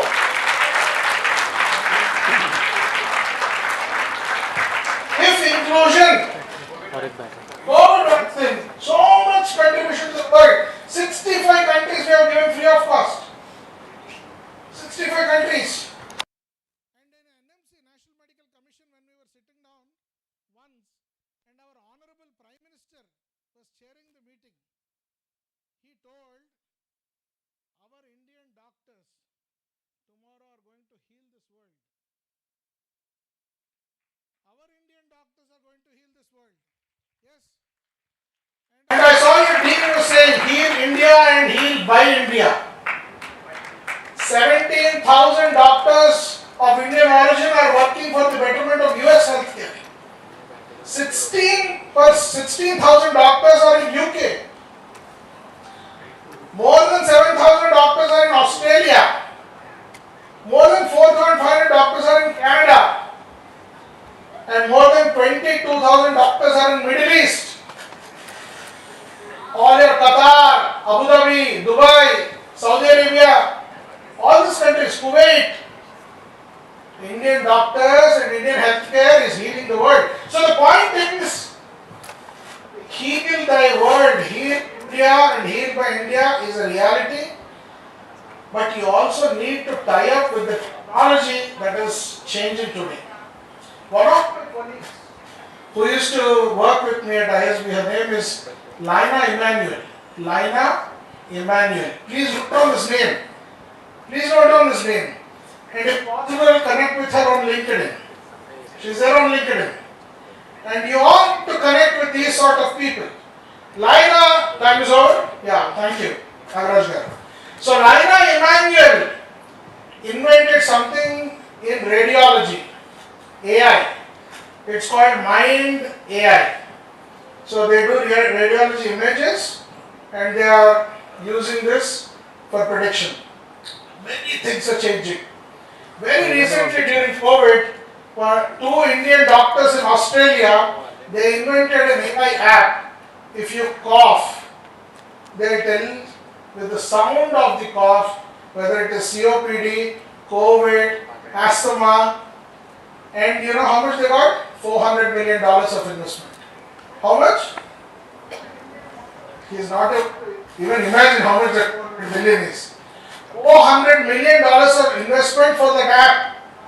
So things are changing so fast with technology. And you need to adopt. So if inclusion, for example, what Sahara is doing, how many of us can innovate ambulances with mobility in them? How many of you can innovate an app like Uber, like Ola, along with your engineering friends or tech friends for mobility? Can you create a mobility app like Uber and Ola? Uber and Ola does not have for disabled people. It is a need of the hour. So many things can be created. We don't have a ranking system for good geriatric care. We don't have a ranking for Alzheimer's and PICS and dementia. For the whole world, this is not there. This can become the Uber of mobility, Uber of disability care, Uber of inclusion. So the world is huge, the canvas is huge, and I think if you start innovating and working in this area, tech plus medicine is the next definition of future, and I think we all need to tread in that path. What I do in my NGO, not-for-profit, is quite different, but I will not talk about that. I think today's topic is telemedicine, AI, and I think telemedicine and AI is something which we really need to adopt, and I would wish Maheshwara Medical College organizes a AI summit on healthcare, and because you are very close to IIT, you are very close to management, and I think you are very proactive, so I think something in this direction can happen and the students can benefit, and ISB can help you in startup ecosystem. So it will be very, very good to bring together all of this. I think a lot of handshakes can happen, and that's how the students and doctors can progress. Wish you all the best, and thank you for giving me this opportunity. Thank you for being patient. Thank you, Dr. Santosh. I stand corrected, Dr. Santosh. Doctors down the memory lane about Dr. Yadeshwaru, which honestly I also didn't know, and Dr. Modi's heroic 856 cataract surgeries, along with the other inventions and discoveries like the famous PTK wall from the Shri Chitra Tirunam Institute. I'd like to request the last speaker in today's panel, Mr. Ramchandra Vishnu Bhatla, health industry, to say a few words.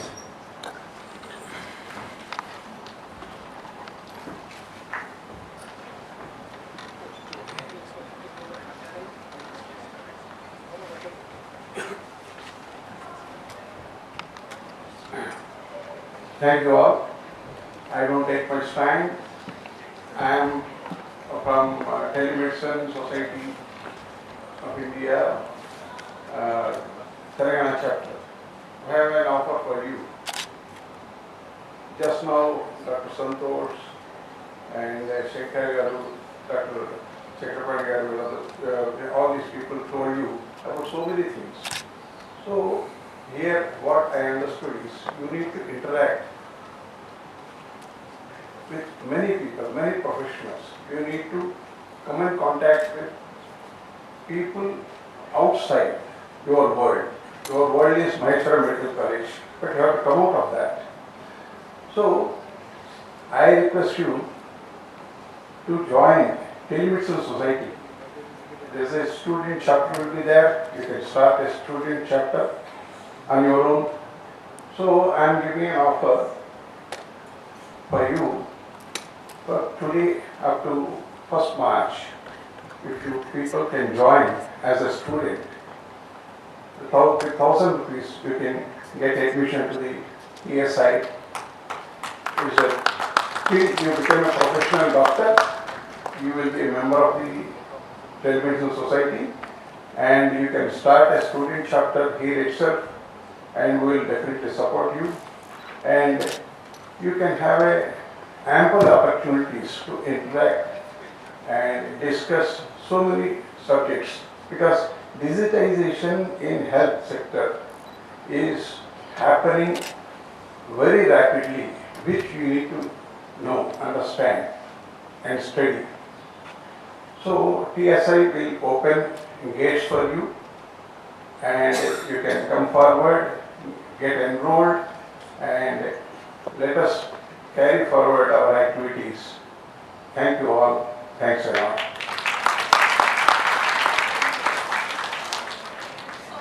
Can I give your mic?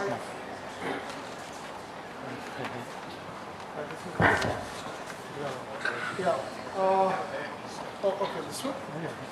This is working, thank you. Students, Telemedicine Society of India very recently organized a very wonderful international conference in Bangalore, and I was witness to that. Thank you Ramchandraji and Umabaiji, and of course the orthopedician Dr. Srinivas. Big round of applause to all of you for that international conference. And it was eye-opening for me as well, because we saw for the first time space medicine. What sort of food has to be taken by an astronaut who is going into space? India is going to soon send an astronaut into space, and very recently he went and onto the moon and the Mars. So this sort of conversation happened in the telemedicine conference, and I was really happy to be a part of the conference, and that's why From our foundation side, I would like to make a small announcement to what you made, Ramchandra Garu. Anyone who becomes a member of Telemedicine Society, an offer from our foundation, Global Living Foundation, we will give you an additional 300 rupees so that they can get it at 700 probably. So a small announcement from our side. So 30% discount from our foundation will pay to Telemedicine Society. So any student who wants to enroll, we give you a component of 300 for every membership from Maheshwara Medical College. Thank you. Thanks a lot, Dr. Santosh. It's a wonderful offer for you, and he is going to subsidize the 1,000 rupees with his 300 rupees. Very glad to know. Thanks a lot for your offer. Please take this opportunity to join the Telemedicine Society. Thank you.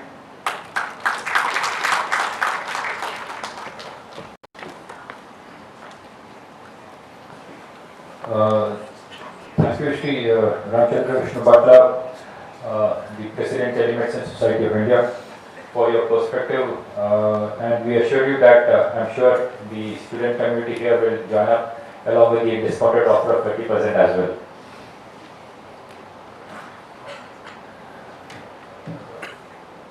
The panelists are up to it, and though we are short of time, we can take at least maybe two questions per panelist, if it's okay, sir. Yeah, anybody from the student side?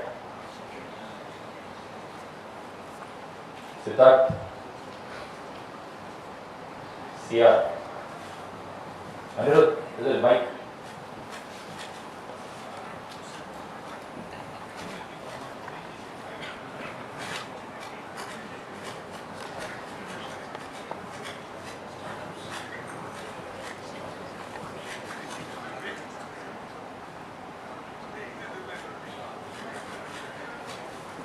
You can ask from there itself.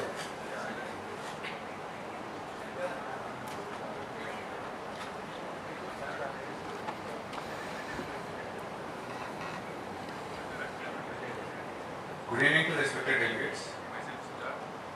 Myself Siddharth from 22 batch. I'd like to ask you a question.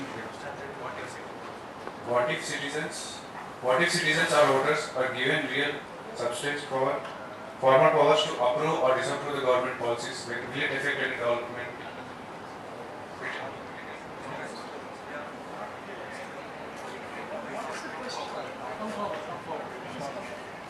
Hold your mic closer.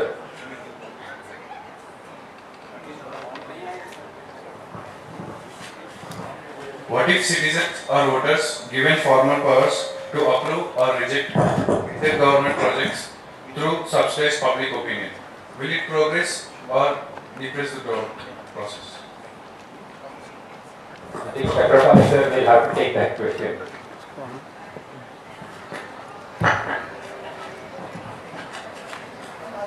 Still not clear of the question. Would you kindly repeat? Giving formal powers.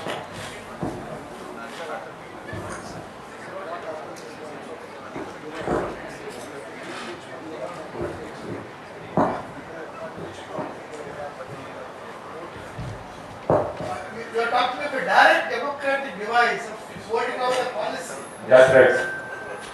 I think that's difficult, given the fact that you have millions of stakeholders, and there could be a discussion on the policy, there could be a modification of the policy, etc.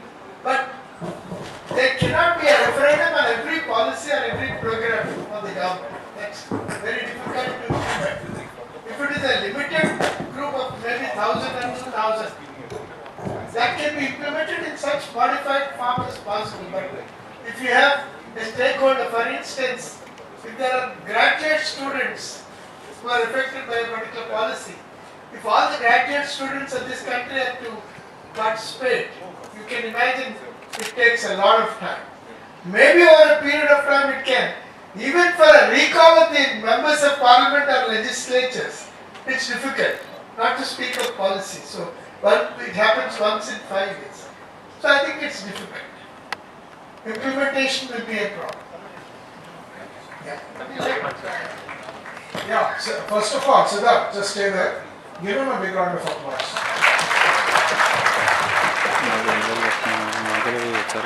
See, all of you, all students, first and foremost thing, if you are in a class, you need to ask a question. If you don't ask a question, that's not a classroom. The whole Indian civilizational history has been to ask questions. Students get knowledge only when they ask questions. Any question. This question might look foolish for you, but it is a very, very good question. Very big round of applause to Siddharth. Very good question. And as rightly said by Chakrapani sir, already our processes are very red tape. Red tape means they take very long, bureaucratic process. And for every decision, if you put elections, then it becomes even longer and cumbersome, and it's very expensive. So for small decisions or large decisions, we have trusted our MLAs, MPs, Zilla Parishad and Mandal Praja Parishad.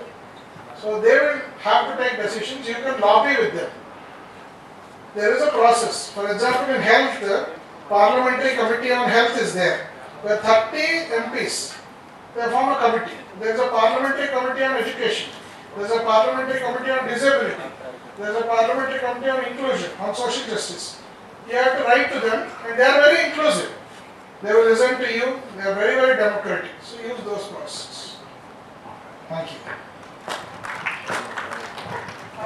If I have the power, I would insist on the important functionaries who are going to be posted, like the ministers, the bureaucrats. There could be hearings on their suitability. Like it happens in the US Supreme Court, the panel hearings take place. That process is not there. I mean, if somebody is being posted as the Chief Secretary of State, there could be a panel hearing. But then even that is difficult. But all that I am trying to say is, at least there is a public decision about the suitability, whether he is suitable for that post. Similarly, if somebody who has no knowledge of medicine or engineering is being posted as Minister for Health, I think his suitability should be in public domain, whether he is suitable or not. But that again is a difficult thing. But Supreme Court has said that the appointment of judges, the proceedings of the collegium, are not in public domain originally. The Information Commissioner said the proceedings of the collegium should be in public domain. Then they recommend the appointment of Supreme Court judges and High Court judges. So I think that process will have to start over a period of time. But policies, it's difficult at this point. Thank both the panelists for a very convincing reply, and I hope Siddharth goes home convinced. Next, I thought I saw Professor Uday raising his hand. Actually, for its sake. Good evening, all the panelists, all the students. So, my question to Santosh sir. Sir, what are the barriers that face our Indian doctors when working in India? That's it.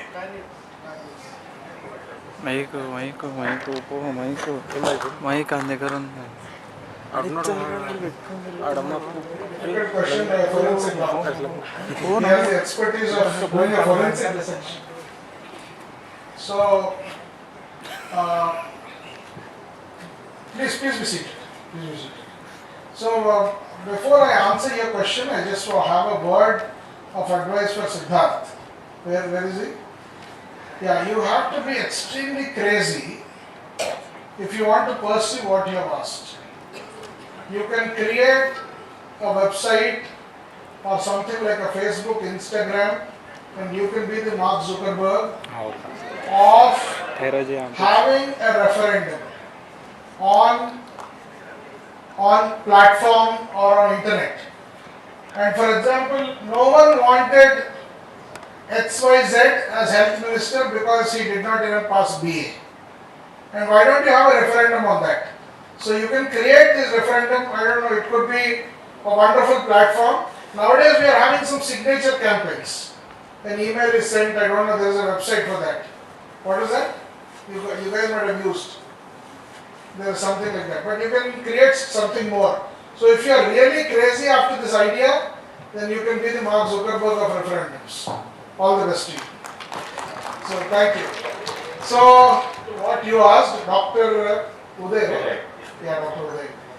See, I mean, Indian doctors currently have a myriad of problems. When we go abroad, we are not paid on par with an American or a British citizen who is a doctor, that is outside India. Even today in Middle East, an Indian pass out neurosurgeon or a cardiothoracic surgeon or a cardiologist is paid 1/3 of what a US or a British pass out doctor is paid. And unfortunately, Indian doctors and surgeons are one of the best because of the caseload, training, the rigor. Most of the US, UK doctors, they need not even know the medicine. They need not know it by heart. Our people know it. Achha, they have a flow chart and that algorithm which all your AI platforms have. Our doctors are trained algorithmically, but unfortunately, in US, if you go to a doctor, they can refer the book and give you medicine. But in India, we don't do that. If you refer a book before the patient, then he said, oh, doctor has namaskar. So, this is possible in US. But in India, that's not the case. The problems that Indians face today are twofold. On behalf of National Medical Commission, I am writing a book on that of my 4.5 years of experience. I recently shared with Sujata Rao Madam also. And I think very soon it will be published. And one of the important things that we are seeing is the number versus the quality. Quantity versus the quality. So, how many of our young doctors can get hands-on experience? Bedside medicine. I think that is a very, very important challenge that we really need to have. During our days, each of us used to conduct at least 50 deliveries in our residency housing. And today when we are seeing probably in many medical colleges, we don't even see young doctors able to do a suture. So this is a real big challenge for the future. So which we really need to address very, very systematically. And all of us together need to understand how exactly we can address this. This is one issue. And second issue is a huge surge of corporate hospitals. Because India primarily usually has a mindset of social well-being. And if you look at our constitution, we are a socialist democratic republic. So we have socialism ingrained. So if any doctor has worked without taking a salary, he is regarded as God. Any doctor who has worked selflessly is regarded as God. But if some doctor is taking a salary and doing service, he is regarded okay, TK. And if it is in corporate, then he is regarded as a villain. So there is animosity towards earning money in the whole ecosystem. And in the corporate, when corporate FDIs have come, foreign direct investments have come, the hospitals are making money based on unethical practices, because of which doctors are becoming scapegoats. Unfortunately. Because doctors are being forced to do things which they don't want to do. And many times doctors have expressed this, but they are unfortunately in that system. Many of them come out, many of them are not able to come out. So this is very big problem that doctors are facing inside the system of corporate health, unethical corporate health. And the third largest thing that doctors are facing today, I would say, is inequity in knowledge. So we are not trained in our 5 years of medicine how to communicate with each other, how to communicate with patient, how to communicate with the doctor, how to communicate with the corporate hospital, how to negotiate with corporate hospital, how to talk to a medical college management, how to talk to another management. We are not taught. Unfortunately, doctors are elective. And we are very, very naive. When we go into the market, we are just like a lamb which will be butchered. So I think that doctors need this competence of how to handle the ecosystem when they are stepping out of the medical college, which they don't have. So as a young student, I think they are very, very naive. They don't know. So a lot of this needs to be inbuilt into the education, communication, because till now they were competing with each other. They see each other as enemies. Because he should not get the seat, I should get that PG seat. And once they get into the system, they have to work as a team. So the teamwork is not taught in our education. And in our education, we are not talking communication, we are not talking about ethics, we are not, all of that has vanished or is not there. Now previously it was not needed, but now it is needed to be incorporated into the medical education day in and day out. So I think the problems which are there outside have to be solved inside the medical colleges, because this is where the manufacturing of the doctor happens. So I think this is what I see as the biggest problem. So we have to keep our doctors, young doctors. Thank you, sir. Thank you, Dr. Santosh. Comprehensively replying to that. And one final question, I think Shrikant rose his hand. Someone knows. Sir, Shrikant, sir, you have seen lots of doctors throughout your career. Sir, and what is the most important skill that this future doctors should have, according to you? I think a few of them have already been touched upon. One thing that I think a doctor will have to learn is to be empathy, to demonstrate empathy and listening to the patient. This is very, very essential. Probably those who are part of a rural system, they are able to do it, but those who come from the highly urbanized sections, who are not very happy being posted in a rural medical center, I think they demonstrate this lack of awareness. That's one. One problem that one comes across in public, particularly I'm talking about public institutions, is the availability of a doctor round the clock. I have seen that those doctors who are available round the clock are virtually worshipped as gods. They are respected, they are revered, and they are remembered for long.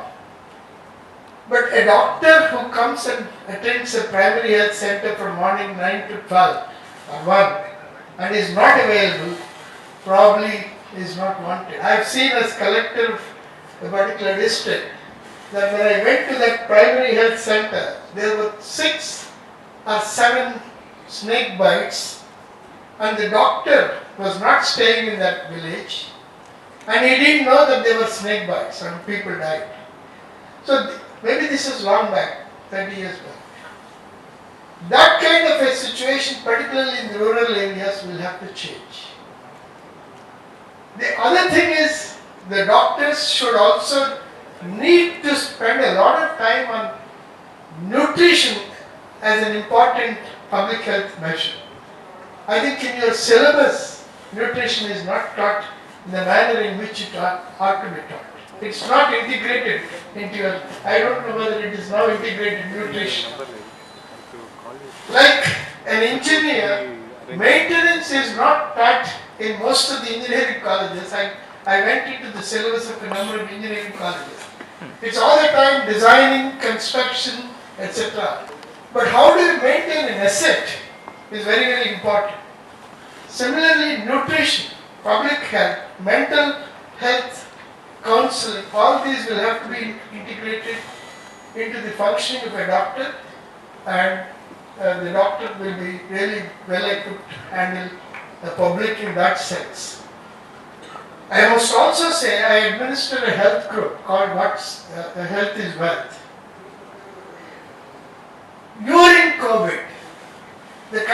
responses that we got from the doctors is phenomenal. I have seen the best of performance of doctors during the COVID, during those one and a half years. They really went out of the way. They were very responsive to all requests made during that period. So when it is an emergency, like most of us work well, most of us in government work well in an emergency, doctors also have put in their best of efforts, and it's very unfortunate that as many as about 700 doctors died of COVID during emergency, which means they were really in the forefront. So that needs to be ingrained, the kind of emergency functioning needs to be ingrained into the functioning of those who work in the public systems. And the allopathic doctors will have to be told to look at the Ayush doctors, with Ayush means other Indian systems, with some kind of respect, not mutual hostility. This is very strongly evident. I have seen, in spite of the policy of Government of India to mainstream the Ayush systems into the primary health centers and into the community health centers, it has not taken place in the manner in which I would have liked it to take place. So the allopathy doctors should be able to integrate, should be able to assimilate the other doctors who are part of the Indian systems of medicine. So these are all the issues that I would urge the young doctors to look at so that their professional functioning improves. Thank you. Thank you, sir. Thank you, sir. And the final question from Dr. Srikanth. Good evening, sir. I'm Dr. Srikanth from the Medicine Department. I have a generally to the panelists and specifically Shankar, sir. We are seeing corporate social responsibility coming into public health on a board. CSR coming into public health assets with regard to essential primary care. So we are currently operating what is something like a family adoption program in which students are involved and interact with villages. So apart from what is normally seen in corporate social responsibility, when we have one-off camps and we get back, what do you pursue from your experience? We can have a sustained quality care which can be provided for the villages. Yeah. So before Dr. Shankar says something, I want to tell all of you, this guy is a man full of ideas. Full of ideas. I have not seen so many ideas with one person. Give him a big round of applause. So I have seen him working with Collector Ronald Ross for the first time, and he came up with this concept of what was that? He said Mara. Then I was thinking, what is he? Is he going to hit me or something? Mara. But then very, very excellent, innovative platform. But before he explains, I want to ask, with your permission, give one point answer to Dr. Uday. So Dr. Uday, see, Uday, right? Yeah. See, one problem that Indian doctors and health system has is we are, because we are regarded as gods, we are also highly egoist. Doctors. Everyone else is inhuman, subhuman. So we don't sometimes regard Ayurvedic doctors as doctors. Yoga, naturopathy as even anywhere near us. Physiotherapists, staff nurses. In India, somehow doctor. Physiotherapy is neglected. Occupational therapy is neglected. Speech therapy is neglected. Optometrists are neglected. Staff nurses are neglected. No one else is a part of the health system except doctor. Everyone in this country wants to become only doctor and nothing else. Nothing less than MBBS. How will the system work? You don't have a paramedic in the ambulance. You don't have an optometrist to give a spectacle. You don't have a speech therapist to teach cochlear implant kids speech. No one, because no guy or girl who is studying BPC wants to do anything except MBBS. What a big problem we have made in this country. We have to demystify health. The craze for MBBS is so high that we have neglected every other sector in the health. That is also very unfortunate. Maestro Medical College must have other paramedic courses also. Very good. So very big round of applause. So I think we have to give equal importance to all these things, then only it will become holistic. And one last thing which I want to tell you. Collector garu panchesaru Chakraparti garu. Doctors ki subhuman level of quarters. We cannot stay there in a PHC.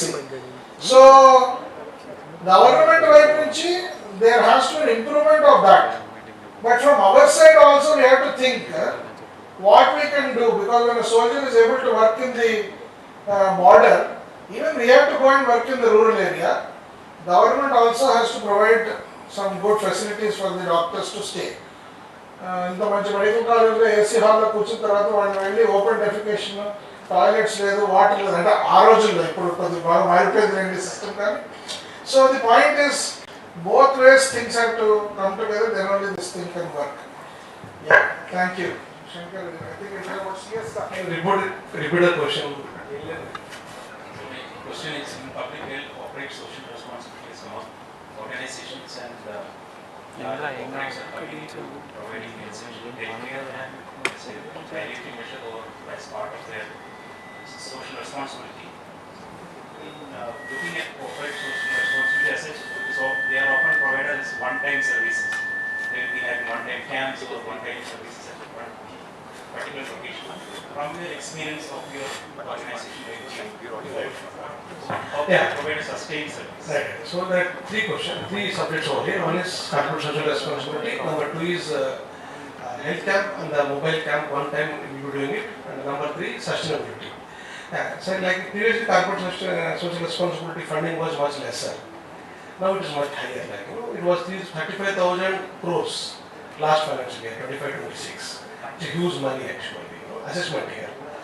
So it is going to increase more because the present government has made 2% as pretty much mandatory, and the companies has to submit their audit reports, prospective audit reports in the previous financial year, and then they have to give the retrospective audits of the CSR funding at the end of the financial year. So companies have been mandated to do it. So anybody who is working, who is going to work in the social responsibility field, they can feel very positive about it. Number one. Number two, CSR funding can be given for anything. Like it can be given for the construction of a building, it can be given for the procurement of the equipment, it can be given for anything that is required. But the only thing is that there is a term called institutionalization. Institutionalization in the sense, in an institution, if there is some gap, to fill that gap, it has to be done. You can't create one more institute, and you can't start one more clinic, and you can't have another 4 or 5 staff and then give salaries to them. So that is restricted in the present CSR guidelines. So you have to identify there is a PSC. The PSC does not has got ambulance can be given, right? And if there is number of people are not able to come from some other place or something, so whatever gaps are there. So that change has to be done at the institutional level, not at the individual level or to a small group of people. So CSR is a very positive factor that can be engaged in the healthcare. Even if it is done in Maheshwara Hospital also, Maheshwara can have their own foundation. They can get their 12A ATG in 30 days, because nowadays previously to getting eligibility to get the funding, 12A ATG was taking years together. A lot of money was involved. You believe me, you will get 12A ATG in 30 days with 20,000 rupees expenditure now, because the advantage with the present government and all. Number two, as comes the health camps. Previously, a lot of medical health camps were conducted. Now also they are getting conducted. With my experience, what I understand is that the continuation of the care cannot be given in the mobile medical lab. You go one time, but they require second time. They require periodic medicine if at all they have any non-communicable disease. So that is difficult actually. So to me, in the increased infrastructure at the rural level, like we have sub-centers, we have primary health centers.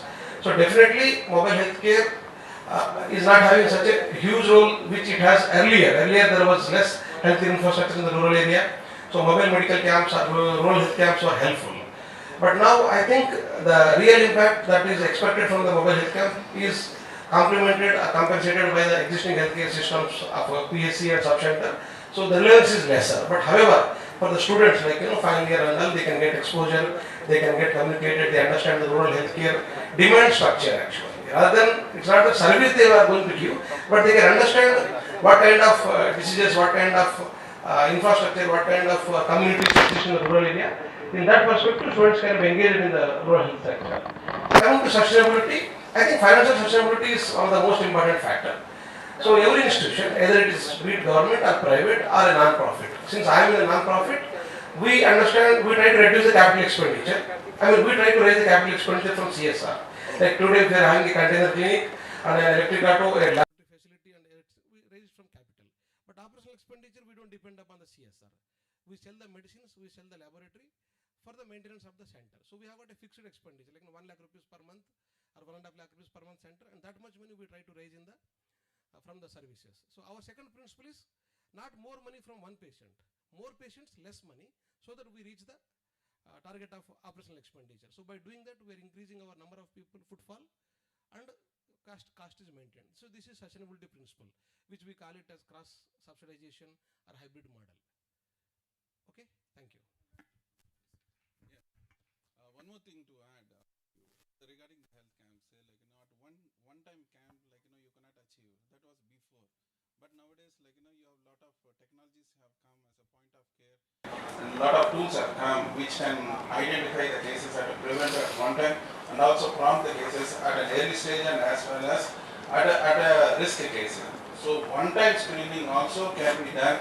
And coming to your programs, adoption of families, for adoption of families, one time is not done, but you need to work on the chronic care management on a regular basis where you need to do a trend analysis there.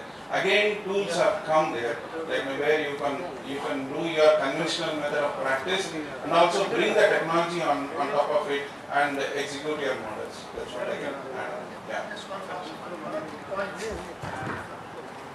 If you're talking of the adoption of students, I think the Mahatma Gandhi Institute of Medical Sciences, Wardha, has an excellent model. The moment a student joins that institution, it's one of the best medical colleges in the country, let me tell you. The moment a student joins that institution, he or she adopts a certain number of families for the rest of his medical stay. And the responsibility of the healthcare is that of the student. So this is certainly a very sustainable model, and I have seen that institution during my tenure as director of SIPS, and I found that it was working very well. Number one. Number two, it is true that some of the corporates have certainly failed in this country. They have introduced a lot of unnecessary diagnostics. The diagnostic cost is increasing, and with the result, the patients are made to suffer. Unfortunately, the ethical questions have also been raised by the distinguished member from the NNC. I have seen that the doctor's performance in most corporate colleges are measured in terms of the bills they generate. It's a very tragic situation. I think the various state governments will have to play, state governments and Government of India will have to play a role. The best solution, according to me, is a very rigorous solution. All the government employees, including all India service officers and ministers, should only go to government hospitals. That's all. There is no other solution. Till about 40 years back, all of us are only going to government hospitals.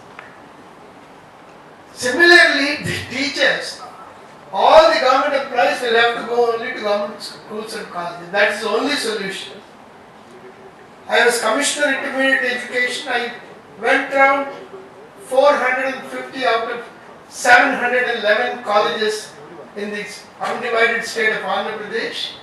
I inquired with each junior lecturer in my tenure whether or not he or she was sending his child to a government junior college. Not one.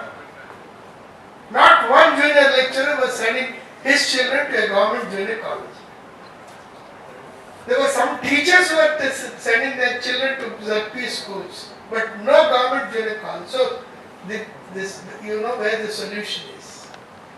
If, like I think Yogi Adityanath Das was trying to do something on this front, I wish that he comes up with us with this promise of sending government employees only to government hospitals, government employees' children only to government schools. That's the only way. And corporates, I know of retired health secretaries who subsequently worked in a corporate hospital. When they were themselves admitted in corporate hospitals, they were not discharged till they paid their bills. This is the reality of life. I don't want to name people. Property, you need to discipline the corporate health in this country, and I'm glad that the member from the NMC has mentioned some very positive examples. Arvind Eye Care, it's a not-for-profit organization, but they have a commercial model, they have a charity model. You have the option of going to that hospital, getting treated either in the paying section or in the free section. And if Dr. Venkat Swamy could run this institution for the last 40 years, and Arvind Eye Care is one of the best eye care institutions in the world, much better than the NHS. Why can't other organizations like the Apollo, Escorts, or whatever organization, Yashoda, have similar models like the Arvind Eye Care? It's necessary. It is possible. Sitapur Hospital has been functioning very well. Telemedicine, as I said in the morning, has been started by ILFS and in the public sector. So, there are models which have already successfully worked in this country. I think the corporates will have to follow suit, otherwise there will be a serious health crisis in this country.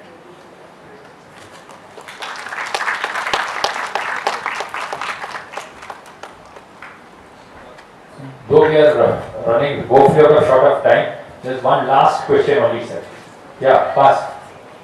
Before we. Sir, do you think Article 326 is necessary in India right now with current politics scenario and poverty and corruption? Mike. Sir?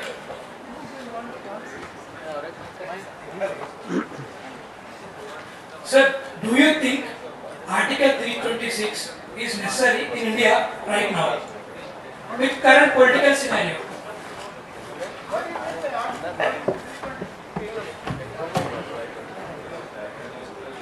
What do you mean by Article 326? Like universal adult franchise. Like if you get 18 years, you can vote.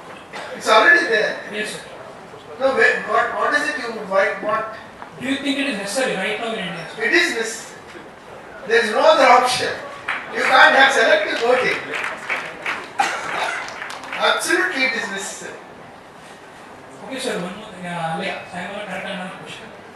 What if citizens are given formal power to approve or reject major government projects through structured public opinion mechanisms? Would it strengthen democracy or could it slow down development? Very difficult question, but I understand what you are trying to say. There are structured institutional mechanisms. For instance, take the case of Kaleshwaram project in the state of Telangana. The Kaleshwaram project, there was a consortium of banks which lent 60,000 crores without a basic design being approved by the CWC, without the national authority for dams approving the foundations, etc. So the failure of there is a structural pattern. It's a failure of the individuals, including bureaucrats and technocrats, that resulted in this crisis. So if every bureaucrat or every technocrat and a political leader follows what is already designed, I don't think there will be a crisis. But there are structured mechanisms which are already in place.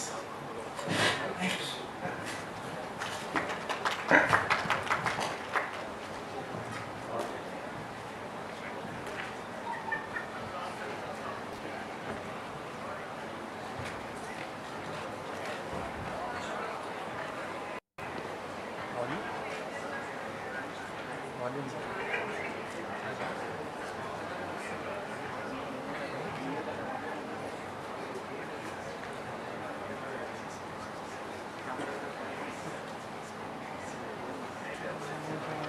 అట్లా పోతారు sir కొంచెం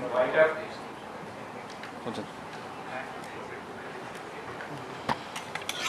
అందరు అట్లా వెళ్ళిపోయారేమ్రా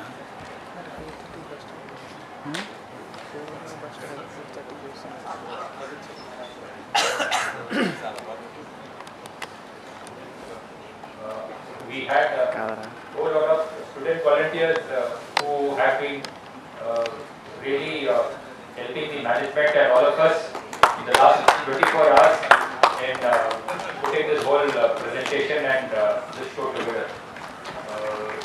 A comprising of students from the 2023, 2024 and 25 batch. Request the audience to please stand up and give a standing ovation for all the effort that they have put in for us.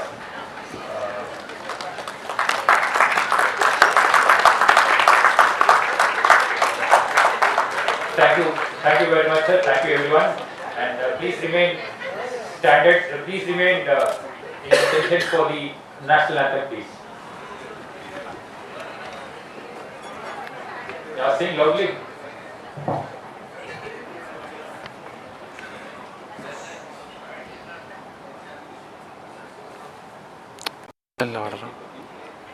Jana Gana Mana अधिनायक जय हे भारत भाग्य विधाता पंजाब सिंध गुजरात मराठा द्राविड़ उत्कल बंगा विंध्य हिमाचल यमुना गंगा उच्चल जलधि तरंगा तव शुभ नामे जागे तव शुभ आशीष मांगे गाहे तव जय गाथा जन गण मंगल दायक जय हे भारत भाग्य विधाता जय हे जय हे जय हे जय जय जय जय हे